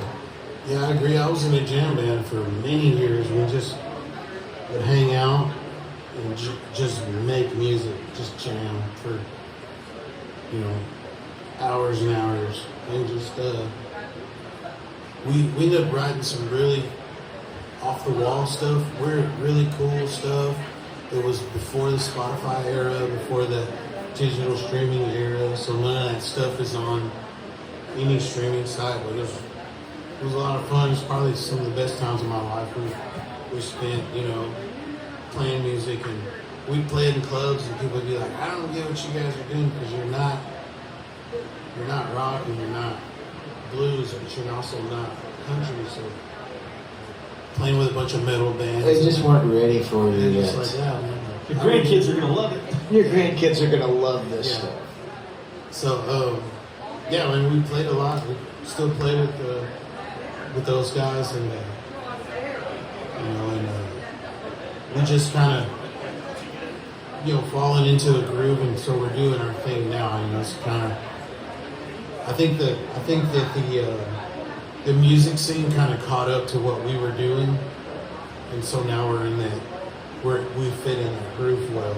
It's like, you guys are too heavy for country, but now country is heavy as hell, So like a lot of the stuff we're doing here in Texas is like rocking country, I feel like we led that parade. So yeah, definitely.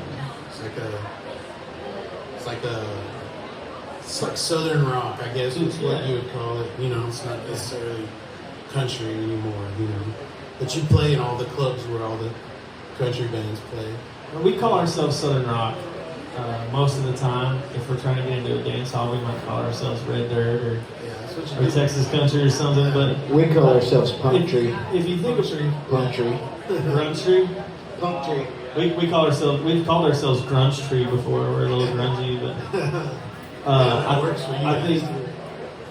think if you look up until about anything before about 2000, everything that was the stuff that Sawyer Brown was playing was total rock and roll 10 years, 15 years prior. And, the stuff that, was rock and roll when Glenn Frey was singing with the Eagles turned into country. Now, Take It Easy, most people would consider more country than the country songs right now. Yeah. And then at some point it took a left turn and started doing the pop thing. And so Texas has just been fighting this steady battle that's really what country would have done if it were unimpeded by. I'm old enough Nashville. now to say I like it before it turned into what it is now. But I like a lot of now stuff too. It's pretty cool. Yeah, there's a lot of guys out there that don't get a lot of love as far as radio goes. But also, radio's not necessarily as big a thing as it used to be, in the 90s and early 2000s. Before the streaming era. Now you can make your own playlist and listen to whoever you want to and share it with everyone, So you can have a guy that has never played a show in his life, that have recorded a good song and has, 200,000 streams on All it, of the Oliver Anthony phenomenon. Yeah, it was like never played a show in his life. Lives nowhere even near a venue that he could play at. Besides like a farmed, what's it called? Farmer's market. Farmer's market. Fuck to Marmot? Yeah. Yeah, so the Fuck to Marmot Fark to 777. Marmot. Yeah. Farmer's market. I'm feeling comfortable now. As you on can tell. a trailer, kind of deal. Which he does frequently. Yeah. Well, that last time he did it, there was like 30,000 people there. There's a They didn't video have of that enough. too. Yeah. They didn't have enough PA to push the It's like the sound. same PA that we had right here. Same setup. So what are you listening to right now then? What's on your radio? Right now, me and Landon were talking about it earlier. Right now, Red Shahan is my dude. 303, Yeah, 303. Man and Coyotes. Waterbill, it's one of my favorite ones. Oh, Waterville, good as shit. Supernova, it's probably my favorite Red Shahan song. And Pony Bradshaw, we were talking about Pony Bradshaw.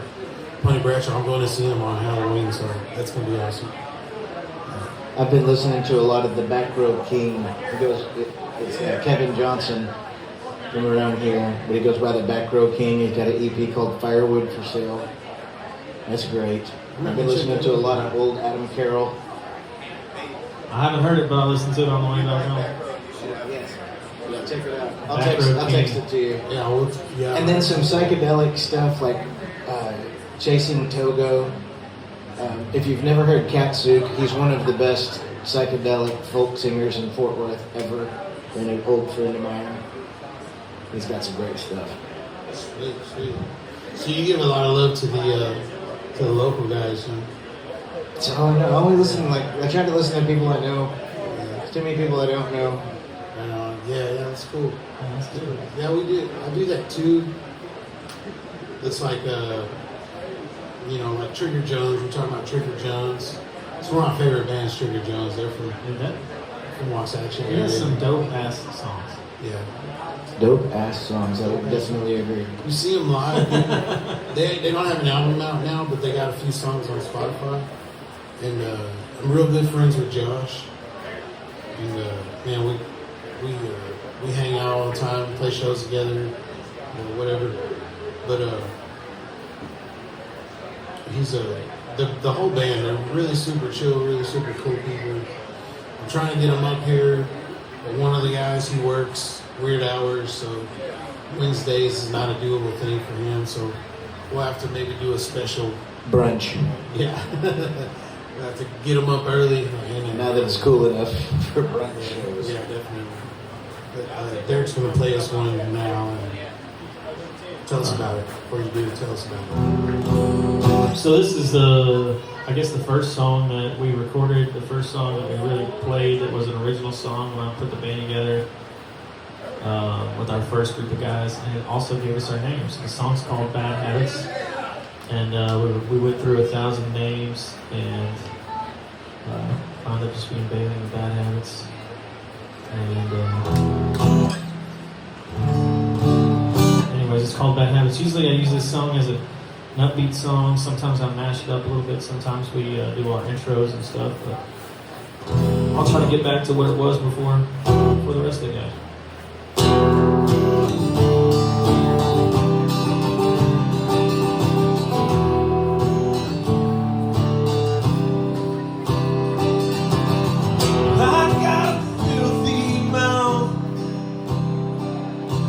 Even around the kids when they were small, and I've been known to lose my cool for no reason at all, for no reason at all.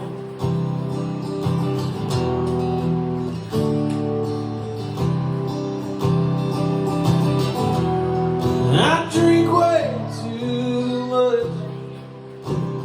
I used to smoke cigarettes, and even though I quit years ago, I still sneak one now and then. I still sneak one now and then. But you're my worst bad habit, babe. Toxic and you know it's true. You build me up and I beat you down. I ain't no good for you. Even though I hate to admit it, you're my worst bad habit, yeah.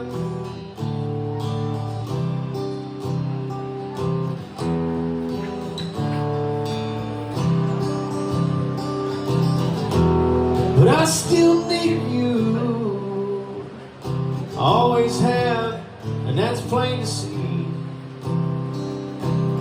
And in my darkest hour, when I'm digging my own grave, I'm pulling you in with me. Girl, I'm pulling you in with me. 'Cause you're my worst bad habit, babe. Toxic and you know it's true. You build me up and I beat you down. I ain't no good for you. Even though I hate to admit it, you're my worst bad habit, yeah. Oh yeah.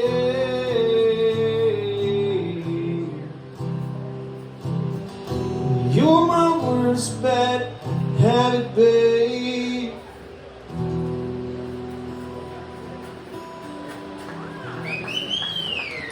Thank you. song is streaming everywhere. Yeah, it is. Cool, man. I'm gonna add it. Sometimes I'll be like, you know, hey Siri, play my like songs from Spotify, and then I get a bunch of weird stuff that I liked when I was drunk, and it's like a mix. It goes from like, you know, George Jones to like, you know, what's his name? R. Kelly, the P guy, you know. And then, I like, got no excuse because I don't drink. If you look at my history, that's all sober. yeah. It's bad. Katy Perry shows up frequently, but so does, you know, Willie Nelson and Blaze Foley. Then maybe throw in some Kesha, So some Kesha in there. some Towns Van Zandt, maybe some Dude, Black that's Eyed wild. Peas. That's wild. That's a wild playlist, dude. Dude, it's fucking party. You gotta send me that one. That one goes everywhere. Yeah. I'm That's all a over good the night. place. I'm all over the place with music too, man. I listen to, like, I always circle back to like bluesy stuff, you know, Blackbird Smoke and some of Red Shagan type stuff. Yeah. But lately I've been into Tree Yoke Revival. Oh yeah, I love Tree Yoke. I know my bass player is fucking sick of me trying to shove it down his throat. I'm like, oh, so good. Is he not into it? He likes it, but I think his daughter likes it too, so he listens to it too much, you know. Okay, yeah, I already heard this crap. Yeah. But yeah, man, I love Tree Yoke. They're awesome. Actually, kind of like when I explain, like I will write a song for the band. I explain it to the guys like sounds like a Tree Yoke song. So think about it. And these guys, they don't know who Tree Yoke is. They listen to totally different stuff than what I listen to. So like they're not even on the radar as far as like southern, like modern southern rock and like Texas country stuff. They're way out there as far as like their music taste goes. But they'll be like, I don't know who Tree Yoke is. And I'll have to play them a song. And they're like, oh, okay, I get it. You know, it's like southern rock. Like, yeah, it's like southern rock / It's super clean and crisp though, like alternative. Like you're talking about like the metal, like the heavy metal aspects of it's clean, it's not distorted, but like the drums they sound like just even the tones sound like metal drum songs. Like. Yeah, I think I feel like Tree Yoke used to be a pop punk band, and they kind of switched directions and they're like, let's do the southern rock thing, because the drums kind of sound that way where it's like, and some of the riffs they write also are real alternative style. Like, you know, I can't think of who, but that kind of like early 2000s pop punk style is like real alternative kind of, but not necessarily like Blink-182 style, but you know, it's like in that genre, you know. But the first time I heard them, actually someone requested that I play a Tree Yoke song. Can you play No Vacancy? And I was like, no. Let me look it up. So I looked it up. And it's simple enough.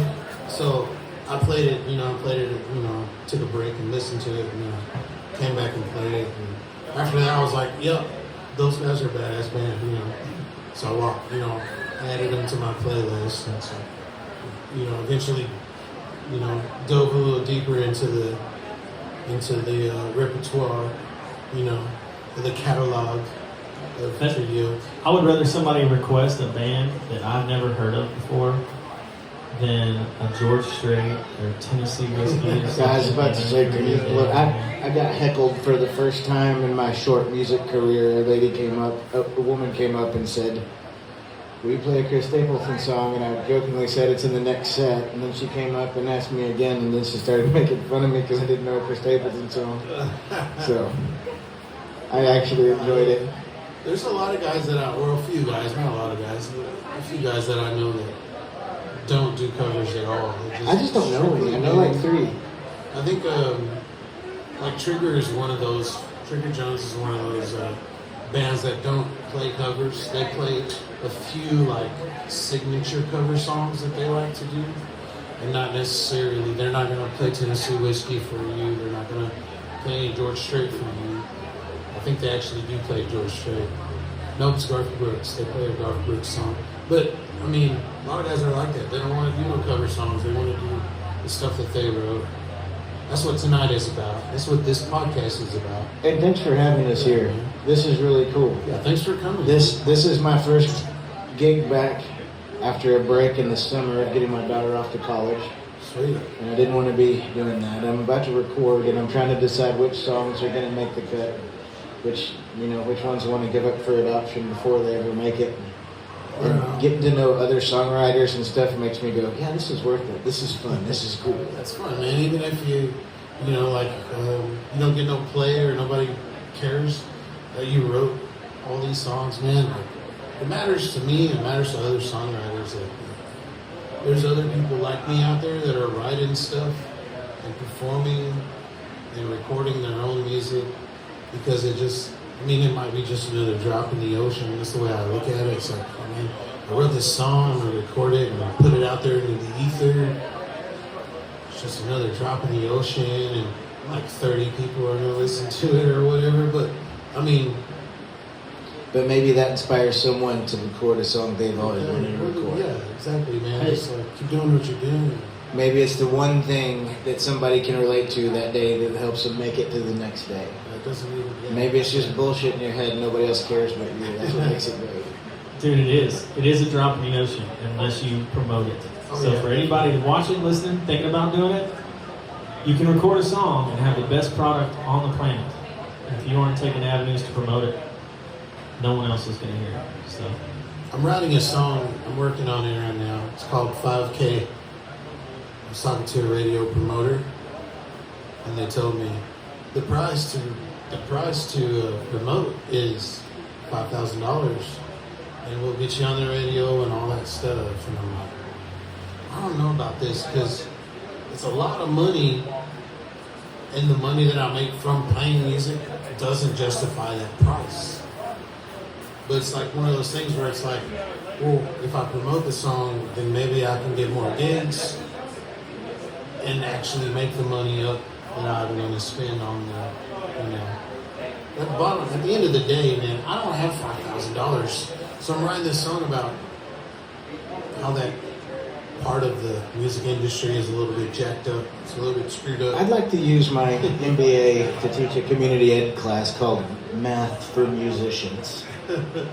Start with basics like don't put more into it than you can ever possibly get out of it. Exactly. oh, you're going to put more into it. You're never spend $10,000 on an album that you're never going to make up. I just paid for all my studio time before my daughter left for college, so I couldn't say I was broke. So that's there. It's rough sometimes. You're like, dude, But then you get a good string of gigs, and you're like, man, I'm rolling in it right now. Or you just come to Maypearl and go, this is why I do this. I'll play you a song. I'll play you one.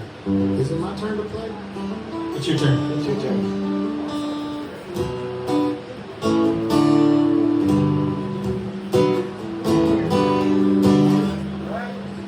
Let me tune my guitar because I knew it was out of tune. Man, we were thinking about doing a radio promotion not that long ago. I mean, you should. There's other people that are a bit more affordable. But if you can afford it, like, honestly, if you can afford it as a band, you should definitely do it. Because you guys got that sound that fits right in where... I just don't know anybody that even listens to FM radio, man. I don't think it's not always necessarily about radio, but radio, like the radio stations, the people that work there have connections with like festivals and stuff. Oh, that's fair. So you could get on a festival with a Pony Bradshaw or a Wyatt Flores or somebody like that. Or Jimmy Zapata. You're not playing. I don't play festivals. I don't pay for radio promotion. I don't get to do those cool gigs. But Yet. but you get on one of those festivals. Say Coetzel plays at 10 or whatever. You guys play at like 3. There's still going to be a bunch of people there that are going to, So, I mean, you'll play there and you'll get a bunch of, if you bring merch, you're going to sell all that shit. And you'll do all right. That's the cool part about playing festivals is there's always going to be a ton of people there. And if you have merch, there's always an opportunity to make a ton of money, So you can walk away sold out in merch and just, saddlebags a bulging, you know what I mean? And just ride home with all your years worth of studio time in the bag, you know what I mean? So you can record your next album on that one festival that you did, which is why I want to do it, but just don't necessarily have the money to invest at the moment. But I'm working on it. One of these days. I'm gonna play you a song. It's about a guy who was in a band and had a relationship with one of his musicians, and she ran off and took his van and his band and his guitar in all his gigs. It's called "Give Me Back My Van." Bastard.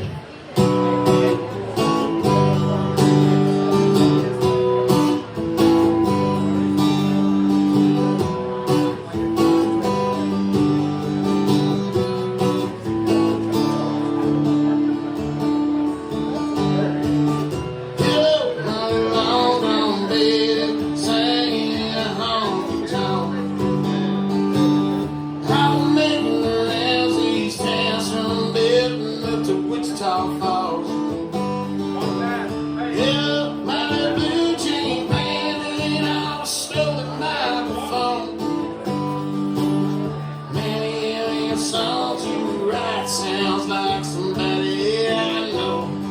That's alright. Guess that's the way you feel.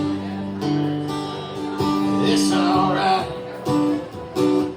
Yeah, won't you catch his hair?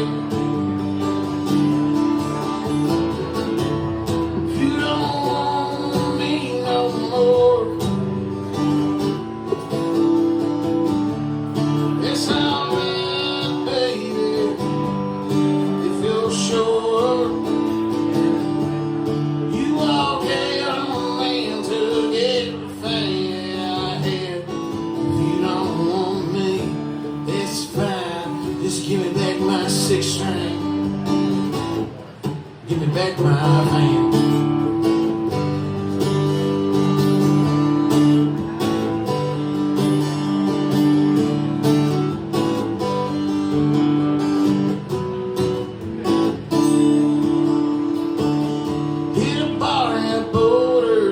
Saw a picture of you on the door.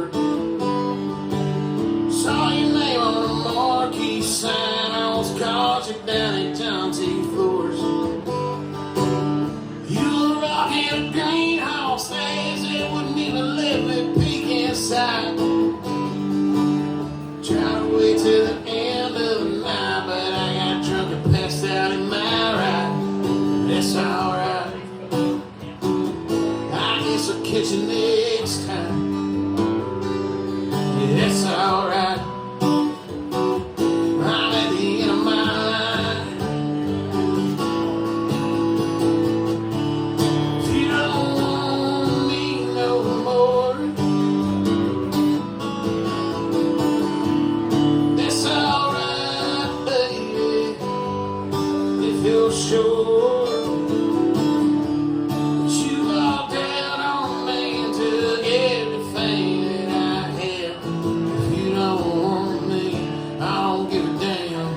Give me back my 6-string. Give me back my van. Give me back my van. Give me back my van. Give me back my van. You don't want me no more. It's alright.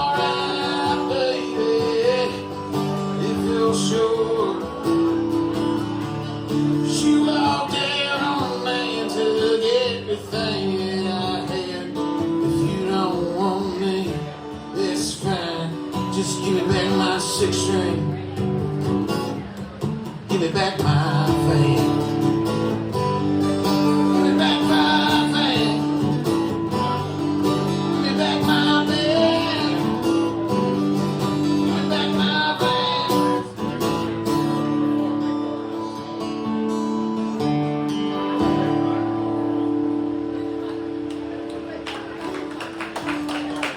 Thank you. Thank you. I want to know that you got the van back. I have to know what happens, man. The story is unfinished. Yeah. Hey, Lenny. Record this one. Yeah. I was gonna give it. Then I was like, oh crap. He wants to record a song.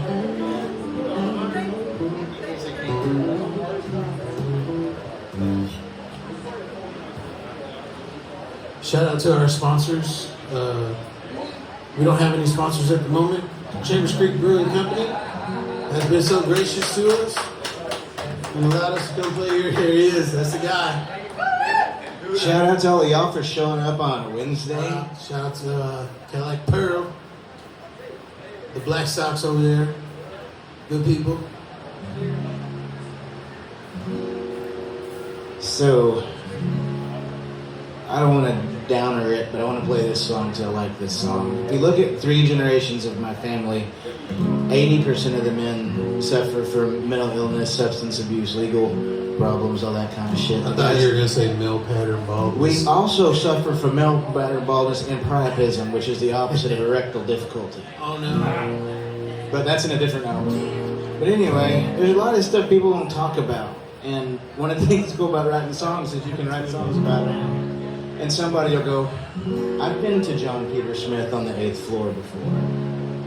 Or, you know, whatever. And I wrote this, and it's sometimes in songs what you don't say is as important about what you do say. There's no 4th verse to this song because it hadn't ended yet. And this is about somebody that's real close to me here. But this is called Stay In Tonight.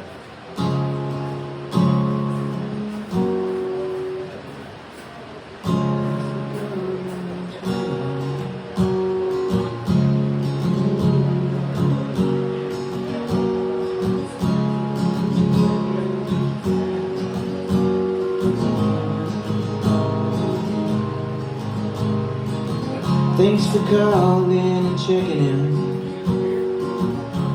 I'm doing alright.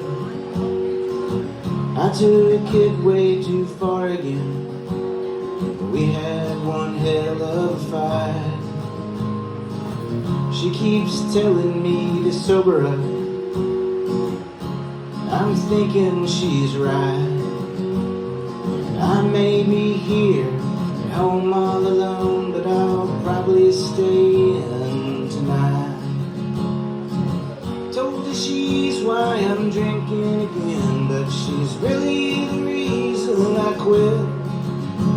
Well, her and the judge and the doctor I met on the 8th floor of John Peter Smith. Maybe I'll get it right this time. Maybe I'll just go out and die.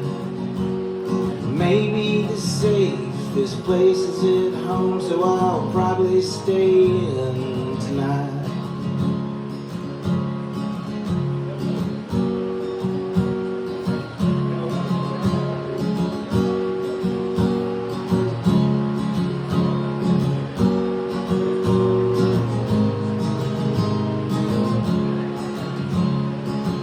Thanks for calling and checking in.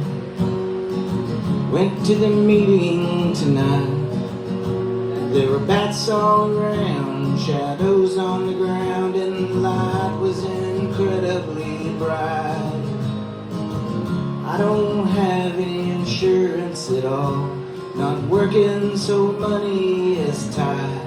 I'm behind on the bills, and I've got some pills, so I'll probably stay in tonight. Told her she's why I'm drinking again, but she's really the reason I quit. Well, her and the judge and the doctor I met on the 8th floor of John Peter Smith. Maybe I'll get it right this time. Maybe I'll just go out and die. Maybe the safest place is at home, so I'll probably stay in tonight.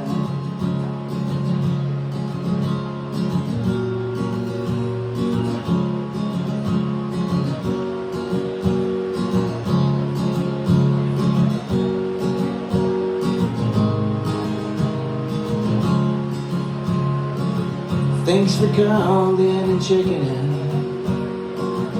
I appreciate your concern. I've said my piece, I'm headed east. Across all the bridges I burn. There's a voice there inside of me, says go on through the morning light. I don't know what I'm doing, I got to keep moving, but I should probably stay in tonight. Told her she's why I'm drinking again, but she's really the reason I quit. Well, her and Judge and the doctor I met on the 8th floor of John Peter Smith. Maybe I'll get it right this time. Maybe I'll just go out and die. Maybe the safest place is at home, so I'll probably stay in tonight. I think I'll stay in tonight. I should have stayed in tonight. I should have learned the last 3 chords of the song too. But you gotta take something serious and just let it fall apart at the end like it always does. Thanks. Yeah.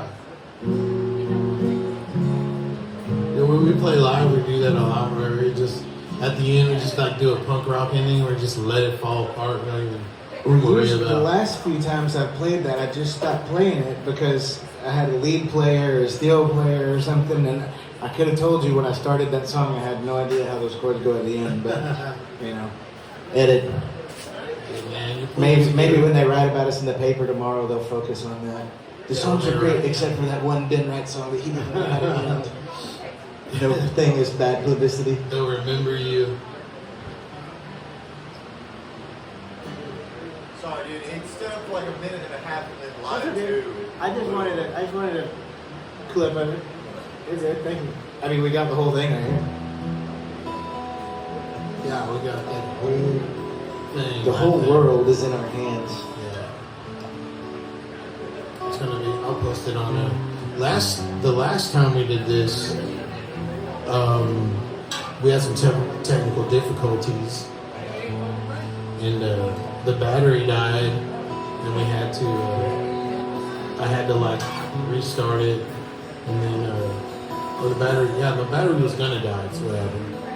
But I had to restart the recording, and then I had to edit it together, and it's up on there now. It's Calamity Janes and Noah Derrick on the podcast up there on my YouTube channel. I think this is what Austin City Limits was like in the 70s. It's pretty much the same. It's kind of just, we pieced it together, we're doing a thing. There's folks here. They're having a good time. And so,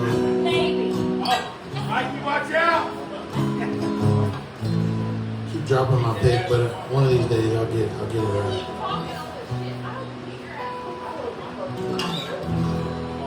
Play one for us. Yeah, man, you wrote a song about girls stealing your band. I had gotten in one of those slumps. I wasn't writing a lot of songs. My friend Christian Miles called me up, and the night, I guess maybe a week before, my whole PA system got stolen out of the camper shell in my truck. It was Fort Worth. And I was just pissed, man. I was over it, just felt defeated. And he calls me and he's like, hey man, I got a song, what are you doing? And I was like, I'm hanging out, I don't really feel like it. What's your song about? He said, it's about killing a guy. I said, I'm in my truck, I'm on my way over. And so he had the first couple of lines of this song. We sat there and wrote this song together, and the whole time I was thinking about killing this son of a bitch that stole my PA system in Fort Worth.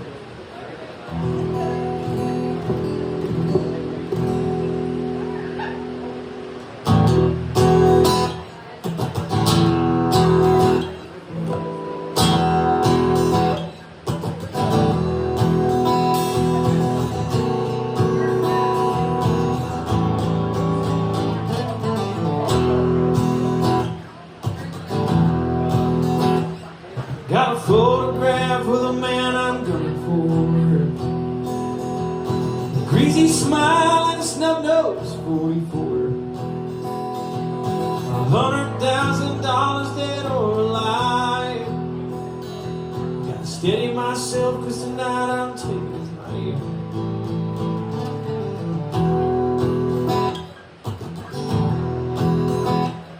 I ain't got no wife, I ain't got no kids at home.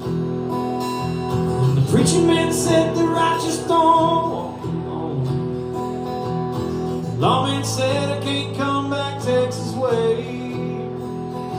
So I'm headed out west, got my soul blamed. It's the last thing I do it tonight. The big man's got my money, I'm gonna take what's mine. See, the only ain't too hard to choose.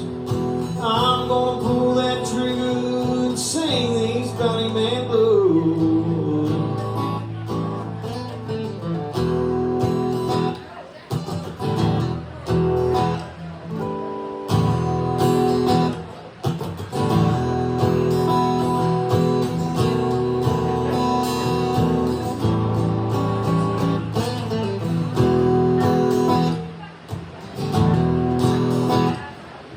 Don't you shed a tear for the mess I'm in.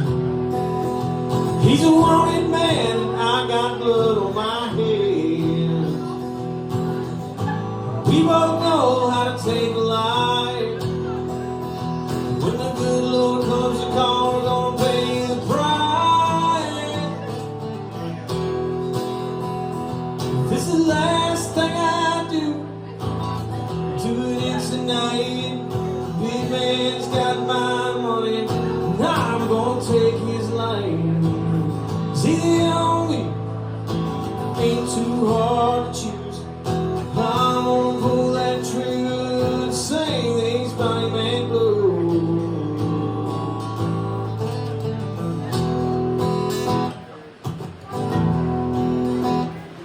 At a truck stop on southbound 73, well, I'll find out where that joker's gonna be. Waiting in the parking lot till the sauce comes supreme. I pull my ammo back and then let it ring. This is the last thing I do it tonight. Big man had my money, and I had to make it right. See, the only wasn't hard to choose. I was gonna pull that trigger if it was the last damn thing I'd do.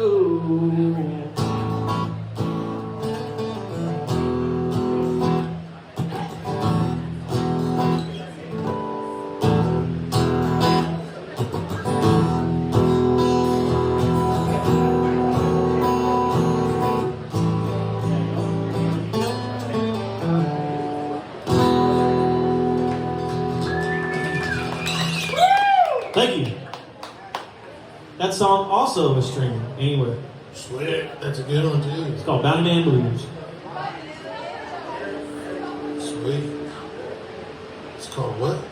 Bounty Man Blues. Bounty Man Blue.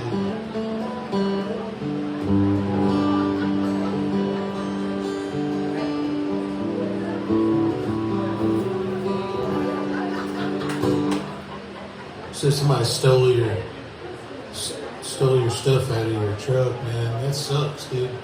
Somebody tried to break into my truck. They were unsuccessful, but I got that bed cover on there, so they couldn't break into it. I can see how like a camper would be easier to. Well, I was pretty new into the music stuff. I hadn't spent a ton of money, so I had a couple $1,000s in PA system. Luckily, my favorite guitar was in a shop getting worked on, and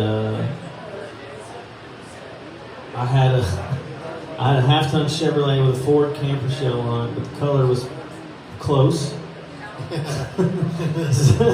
So I don't think there was a little bit of slack in there, so they didn't have to try too hard to get a piece of shit and take it. Yeah. That sucks, man.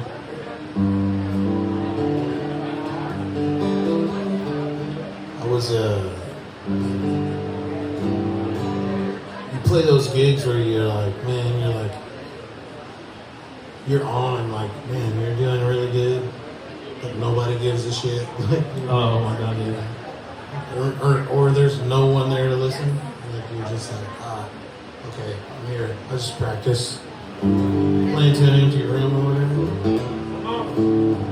But I did a show, and I actually had done a few like that, and I was like, man, this is not like turning out the way I hoped it was, you know, like there's no one here to listen.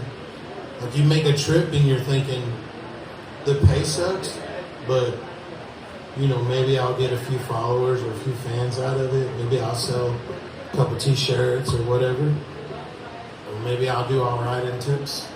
And you do the gig and you get no love or whatever, and so you're just like bummed out.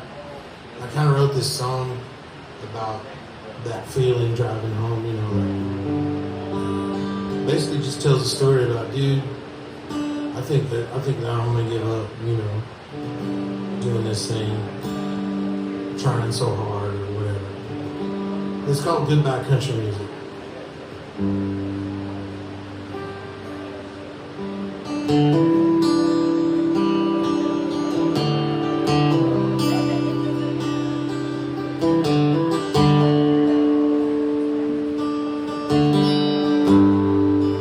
Driving home from Stephenville, a place nobody knows. I was singing songs and drinking beers at a bar and nobody goes. It was winter and it was cold. My old Jeep's heat core was busted, so I was bundled up with a blanket and a coat. And I thought about this life I lived's gone for quite a while. About the same old fashion, but never quite in style. Thought about a change up from one chord to another, from a 1-4-5 to a whole new life, one that might could take me further.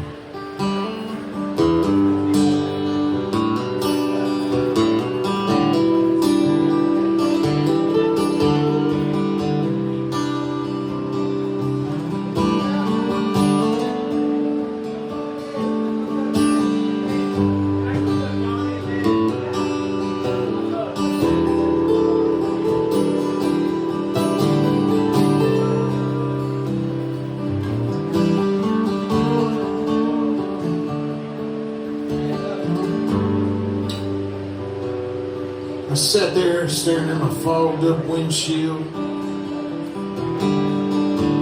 I could see my breath through the radio light.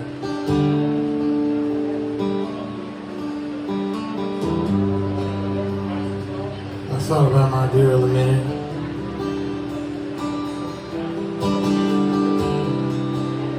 How she serves as a guiding light.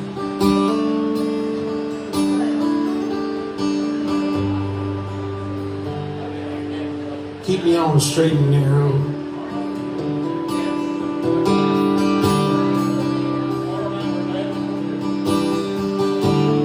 One that guides me home each night. So goodbye, country music.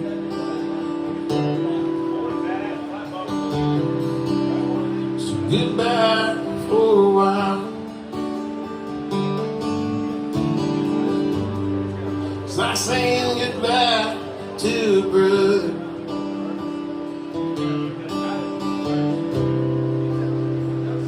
Always with a smile.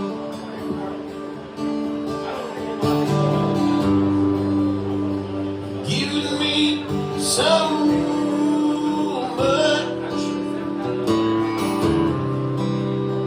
Always taking more.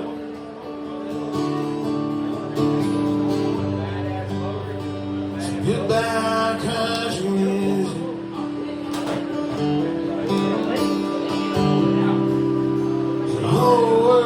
to explore.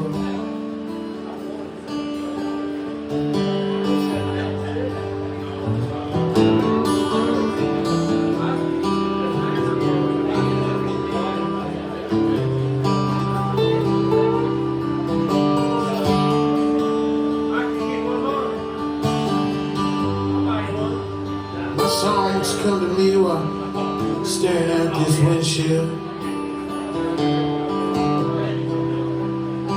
No one will ever know the cost.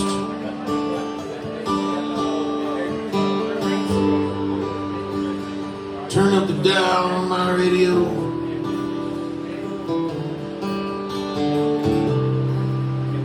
Relive all that's lost.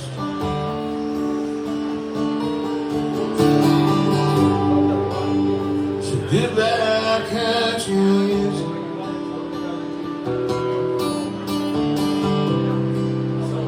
Goodbye for a while.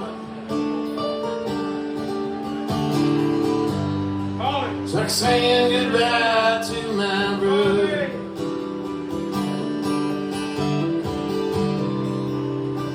Always with a smile.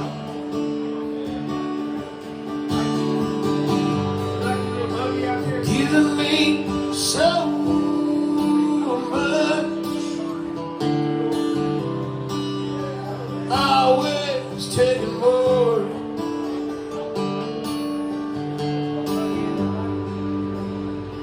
Goodbye, country music.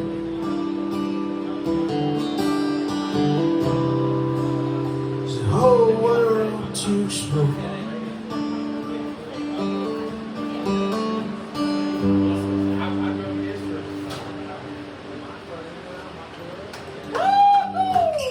Thank you. Appreciate y'all. Yeah, thank you so much. I think you could say sometimes the best songs follow the worst nights. Yeah, I think about that too. Like we write our best songs about the worst people too. And I write, if I'm ever writing like poppy, happy stuff, I call my doctor because something's wrong. But when things are going good, I write really dark stuff. And sometimes, you know, you're talking about the songwriting process, like how do you write a song, right? Well, I'm gonna try to play this one I wrote literally 2 days ago. I wrote the chorus 17 years ago. I had a beautiful wife, had a great job, she had a great job. I had a 3-year-old son, I had a 1-year-old daughter, had everything in the world. And a judge looked at me and said, 45 days. And I said, oh fuck, I can't survive 45 days. And I did. I didn't do it the right way. I got lucky as fuck. And ended up just being able to do some weekend time working stuff off, right? But so I've had this chorus in my head forever. And I was reading my friend's book, who actually, college friend of mine that went to prison for life for racketeering and ended up getting out and turned his life around, and it turned out really good. And so I took that chorus and his story and made it into a much softer version. If I can tune my E here.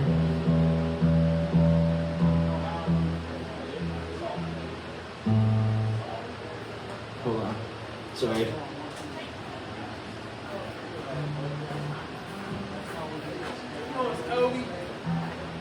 Okay, this is that first. The song of my people. But this is a hybrid of a lot of things. And it's brand new, so y'all give me a little bit of grace if I stutter, because it's kind of written at the cadence of Eminem anyway. I would have just called it another bender, but the judge called me a habitual offender, said 45 days downtown if you ain't gonna quit. I thought about the time that I almost died, and the trips to rehab, and the DWIs, and the wife at home that was getting pretty tired of my shit. I knew what to do because I've been here before. There's an AA meeting at the church next door. I'll just go over there and reestablish my sobriety date. I thought the judge would play along, but it turns out I was completely wrong. She said, you're about a 6-pack too late. I need a break. I need a buzz. I need a couple $100 just because. I need my freedom back, 'cause I don't think I could last a month and a half in Cold Springs.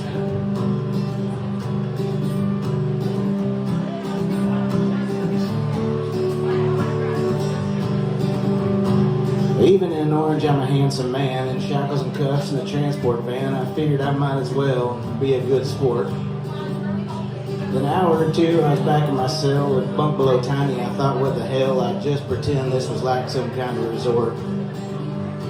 The food wasn't bad if you were raised in a barn and wouldn't mind fights and constant alarms. There's plenty of time to read and make new friends. But without provocation, without any warning, there's things that go on between midnight and morning that make you really not want to come back here again. I need a break. I need a buzz. I need a couple $100 just because. I need my freedom back, 'cause I don't think I could last a month and a half in Cold Springs.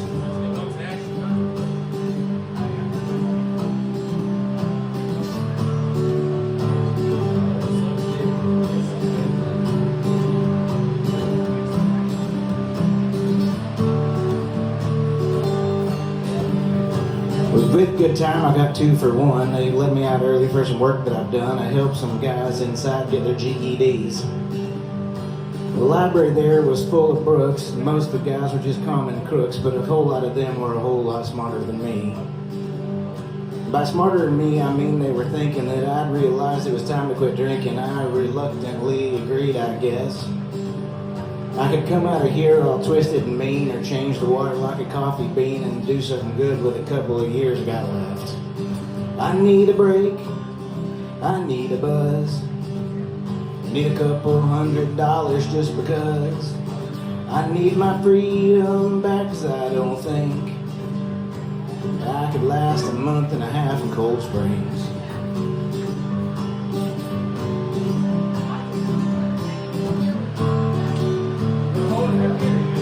I need a break.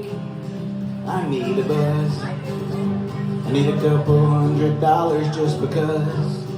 I need my freedom back, 'cause I don't think I could last a month and a half in Cold Springs. I could last a month and a half in Cold Springs. I'm gonna last a month and a half in Cold Springs.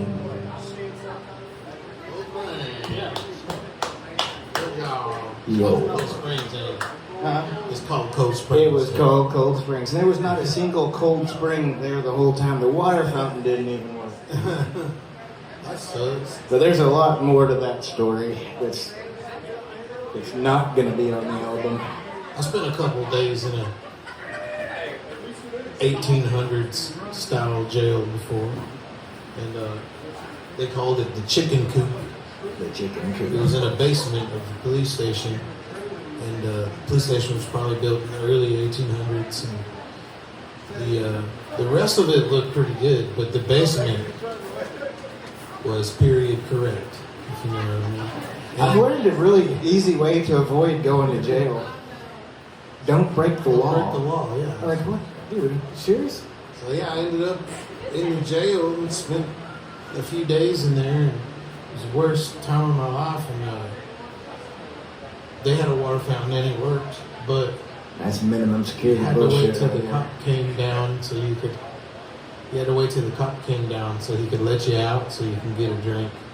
there. If that, like, Stephenville's drunk take intentionally has a broken clock. So every time you wake up, you go, God, I've only been here 5 minutes. yeah. And you have, but then you wake up again, and then one day, it's all gone. There You go, was- okay, go home. You're a good guy.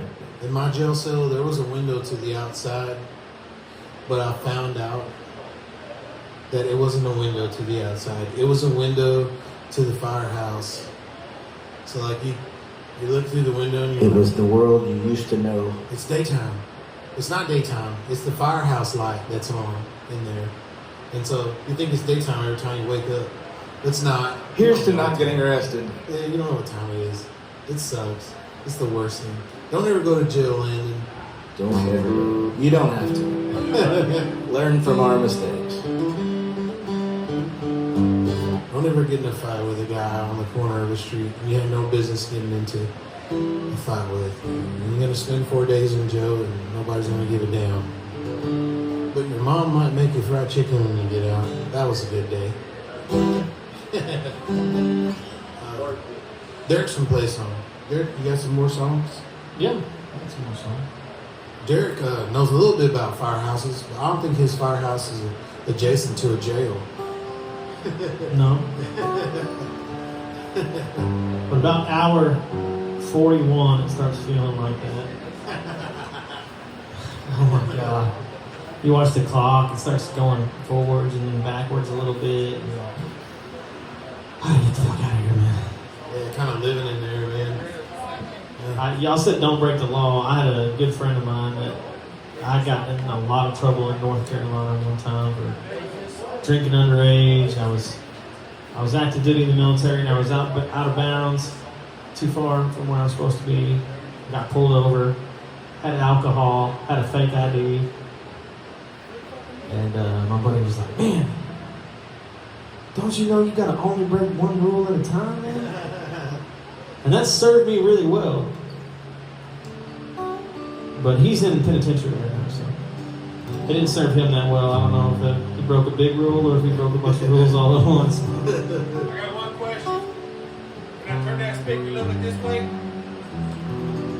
Yeah, I guess so. Yeah, I wouldn't say no to that. If you want I'm to. comfy right here. I don't want to change my seat. Very good. I'm on that juju, you know what I'm saying? Just a little bit. Yeah, all the folks have lived out there. Oh, no, not all the folks. We are the party right here. We are the party.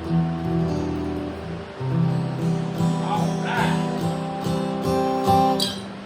So I'll play a song that I haven't played in a long, long time. It's probably been 3 years since I played this song in public.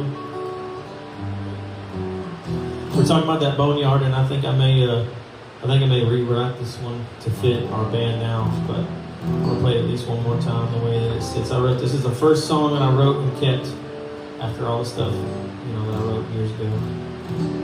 It's for my wife. It's called 1 in a Million.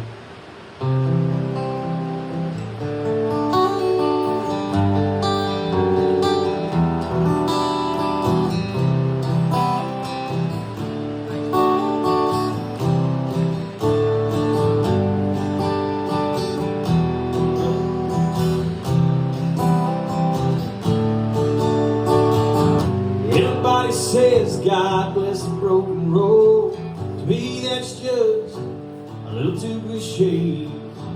Well, you see, I've been around the world, and I just don't see things that way. I broke some hearts and I broke some glass. I've had my doubts and my regrets. I'm sorry for all the things I did to you, even back before we met. 'Cause guys like me don't get girls like you once in a million years. And I know the things that I've done along never disappear. And I know what you want me to say is not how sorry I am. So I promise you till the day that I die that I'll always be your man.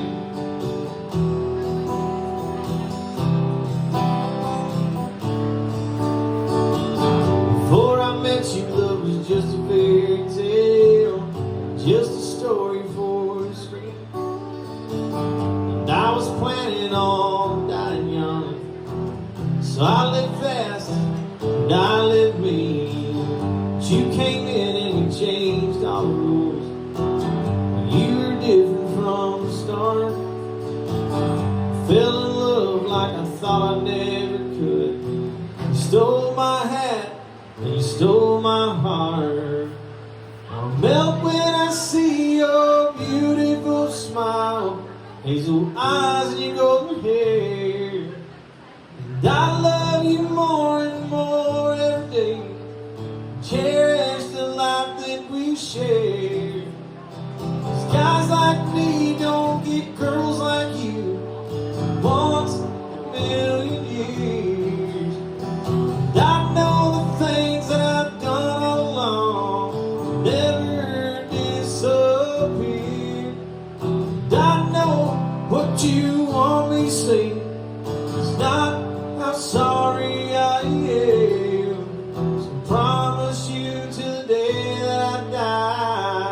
that I'll always be your man.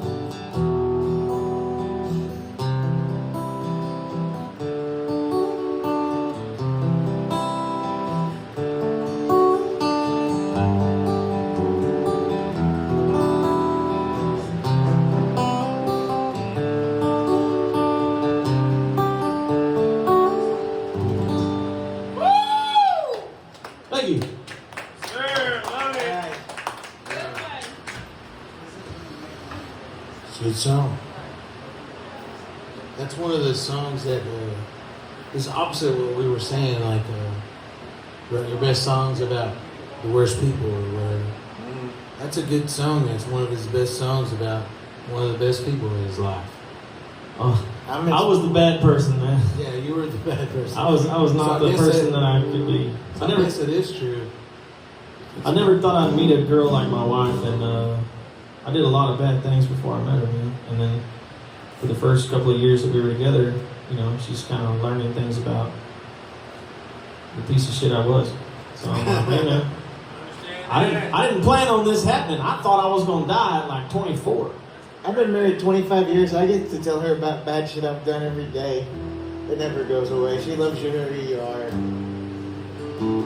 Or at least I can convince myself of that. It's kind of a good segue into this next song that I'm gonna play. It's a song. It's called "If the World Was Flat," and it's about that one person. Basically, it's like a song to that one person that no matter what happens, no matter what's going on, Going that way. you guys always seem to find each other. You know. It's called "If the World Was Flat."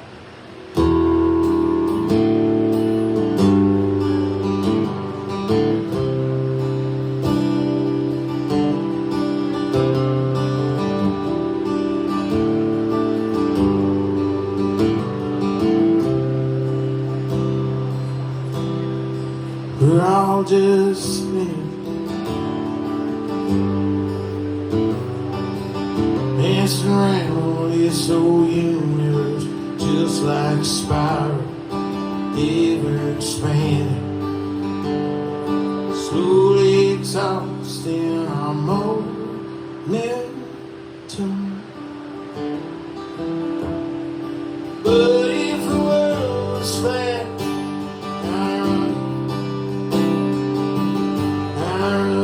to years to jump off just to find you in the abyss. I'd take your hand, we'd fall in the darkness together, but we'd be together if the world was flat.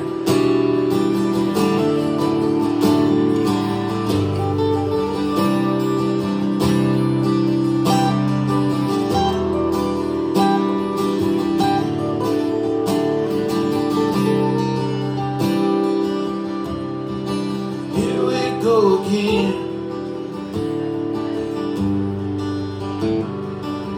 Something around this proverbial dance floor is it waltz or two-step, anybody's guess.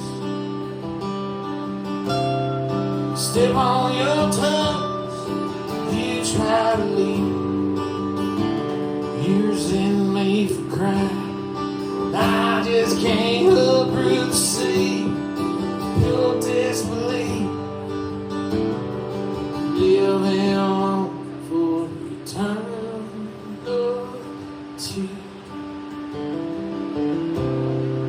But if the world was fair, I'd run right to you to jump off just to find you.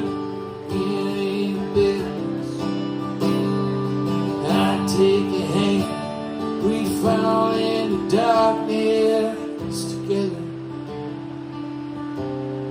but we'd be together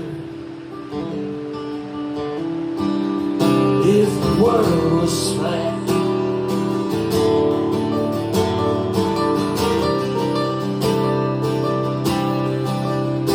If the world was flat.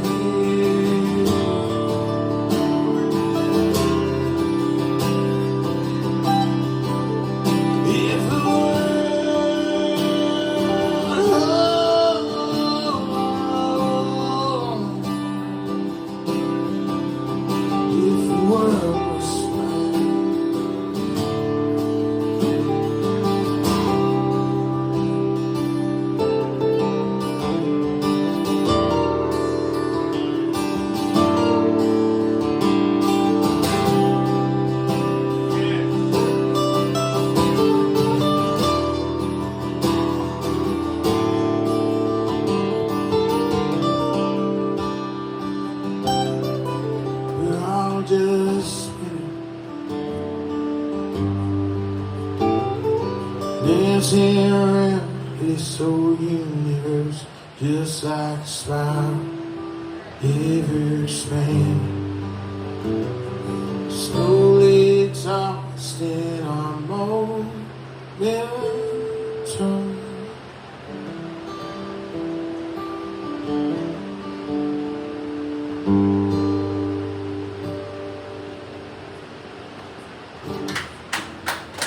Thank you. Oh yeah. Oh yeah. I think we. Thank you, sir. Thank you. Thank you for letting me be a part of this tonight. Man, thanks for being Thank a you part for, of this. for putting me following those songs. I think this is going to be my last one. We're approaching 10 o'clock. And Yes, sir. This is going to be the last song of the night, man. So oh, man, I thought y'all were. Well, so this song is an old one. And it has a lot of different meaning to me depending on when, what life is going on, right? And sometimes we find comfort. Sorry, yeah, it's kind of weak. I need to tighten it up. But sometimes we find comfort in things that other people don't understand, and sometimes people that want to help us don't always help us, and they take away things that we love unintentionally, and they just don't get it right. And that's what this song means to me right now. But when I wrote it, I realized I should explain where it came from first. I don't actually see hallucinogenic Indians in my life every day, which is what this song is about. It's called The Indians. It's about a book that Kinky Friedman wrote about his friend Willie Nelson. And it was based on the time Willie Nelson cut his hair in the 80s. And the whole book, Roadkill, is about this imaginary Indian that talked Willie into doing it. And so I wrote this one night 25 years ago.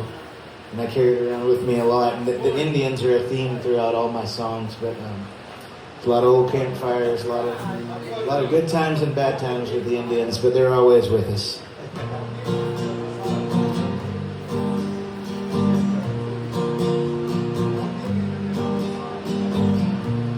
Oh,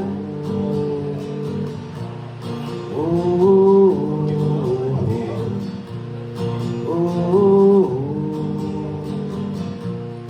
oh, sometimes the Indians wake me, for I'm ready to get out of bed. Whooping and hollering, shooting bows and arrows, dancing round with feathers on their heads. Indians come out in the morning time, then they come back out at night. Well, these Indians are my best of friends, but some people don't think I'm right. Oh, oh, oh, oh. I go out drinking with my buddies, and the Indians come too. People will tell me that I drink too much, but I'm drinking for the Indians too. Indians don't come out in the morning time, when they drink too much on Wednesday night. But I let the Indians drive me home, and the Indians make sure that I'm alright. Oh, oh,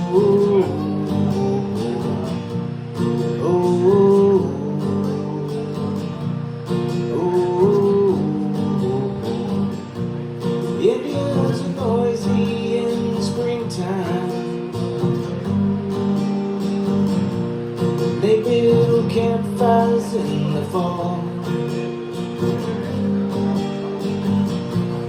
They go swimming in the summertime. In the winter they don't come out at all. I just listen to the Indians sing their songs. Hear the music that they play. Well, sometimes, you know, I try to sing along, but I don't always understand what the Indians say. Oh, oh, oh, oh.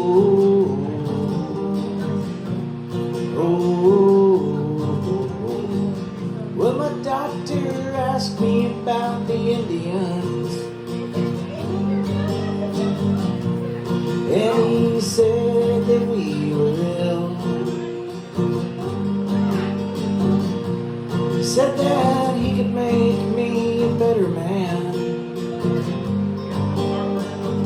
so he gave me a prescription pill.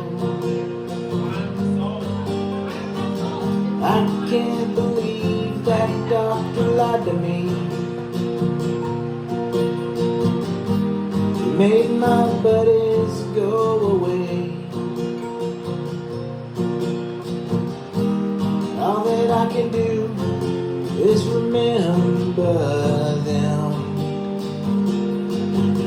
and hope that the Indians come back one day. Oh,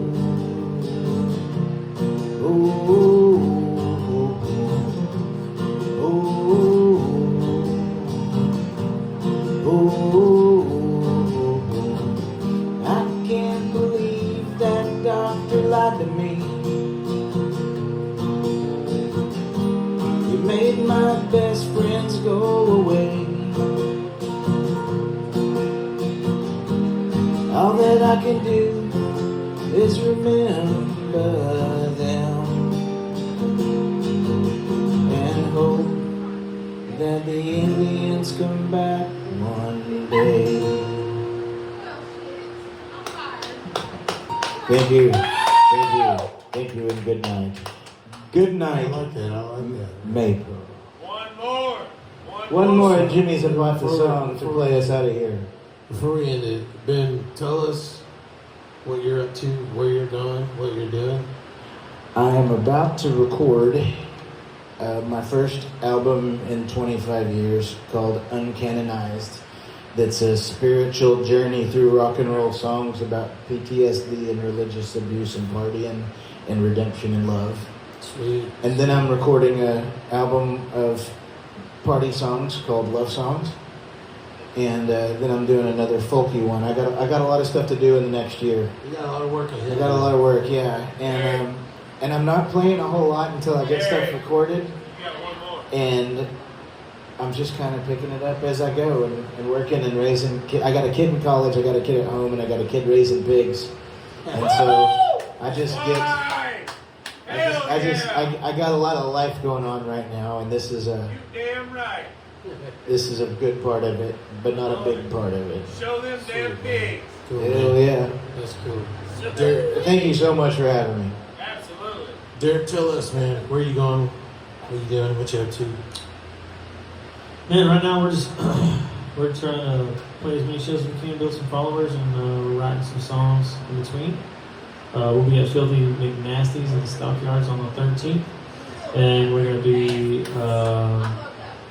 We have a show at the Railport Brewery in Waxahachie on the 28th, so that's our first time there. And wow, we haven't played there in a long time, and we're trying to bring some people back into that place because it's really awesome. We actually rent a rehearsal room there, and we love Richard and Shannon. They're awesome. We have another charity benefit on October the 12th, I believe, or maybe the 19th. For the Grand Prairie Firefighters Association. And we'll be back in East Texas on October the 5th in Palestine, which is where we have a lot of love. We got a lot of people out there we care about that are starting to follow us and listen to all of our stuff and buy our merchandise and wear our merchandise and talk about us like we're better than we deserve. So that'll be October 5th at Outlaw Country in Palestine, Texas. Let's start that here. Bailey and the Bad Habits, y'all. Check them out. Bailey and the Bad Habit. Spotify, YouTube's, Walk that merch here. Pandora's, all the places you stream your music. You got a website? Is it BaileyandBadHabits.com? You got BaileyandTheBadHabits.com. We're on Facebook, Bailey and the Bad Habits. We have an Instagram, Bailey and the Bad Habits. We have a TikTok. It's called Bailey and the Bad Habits. You guys sell merch up there? You guys got... We don't currently have online merch. We are talking about maybe doing some online merch, but we have all kinds of stuff. If you come to a show, we have like Yeti tumblers, Yeti style tumblers. We have shirts, hoodies, koozies, stickers, all kinds of stuff. And most of the time, if you come to one of our shows, we'll hook you up with a free sticker. And they're not cheap ones, they're like really nice. You're coming to Maypearl. You're going full band at Maypearl. Chambers Street Brewer Company. Full band, Maypearl Fest. He's Here's coming. the guy right here. Yeah, he's coming. Hey, Hit me all up. y'all, do it. Hit me up. He's gonna do it. He'll do it. Love y'all. Love y'all. He'll rock the whole neighborhood. Hey, y'all all got one more in you. One more. One more. One Yeah, more yeah. good song. Of course, yeah. We'd like to thank Carl Jason Canada and Chambers Creek Brewing Company for having us out. I'd like to personally thank Mr. Derek. Give me a second, man. We're gonna finish the recording. We'll play some more songs for you. So we're gonna say goodnight to the podcast. Good night to the podcast. Derek Bailey, Bailey and the Bad Habits, and Ben Ryan. Love you. Thank you for having us. Singer-songwriters here, artists, consummate professionals. My name is Jimmy Zapata of The Coyote Starlight. Check us out, thecoyotestarlight.com. Also, Landon Blake ran sound for us. Thank you, Landon. Check out Landon Blake. He's got a single out. It's called John T. Floors. It's one of my favorite songs out right now. He is an excellent, beautiful, artistic harmonica player and also kick drum player.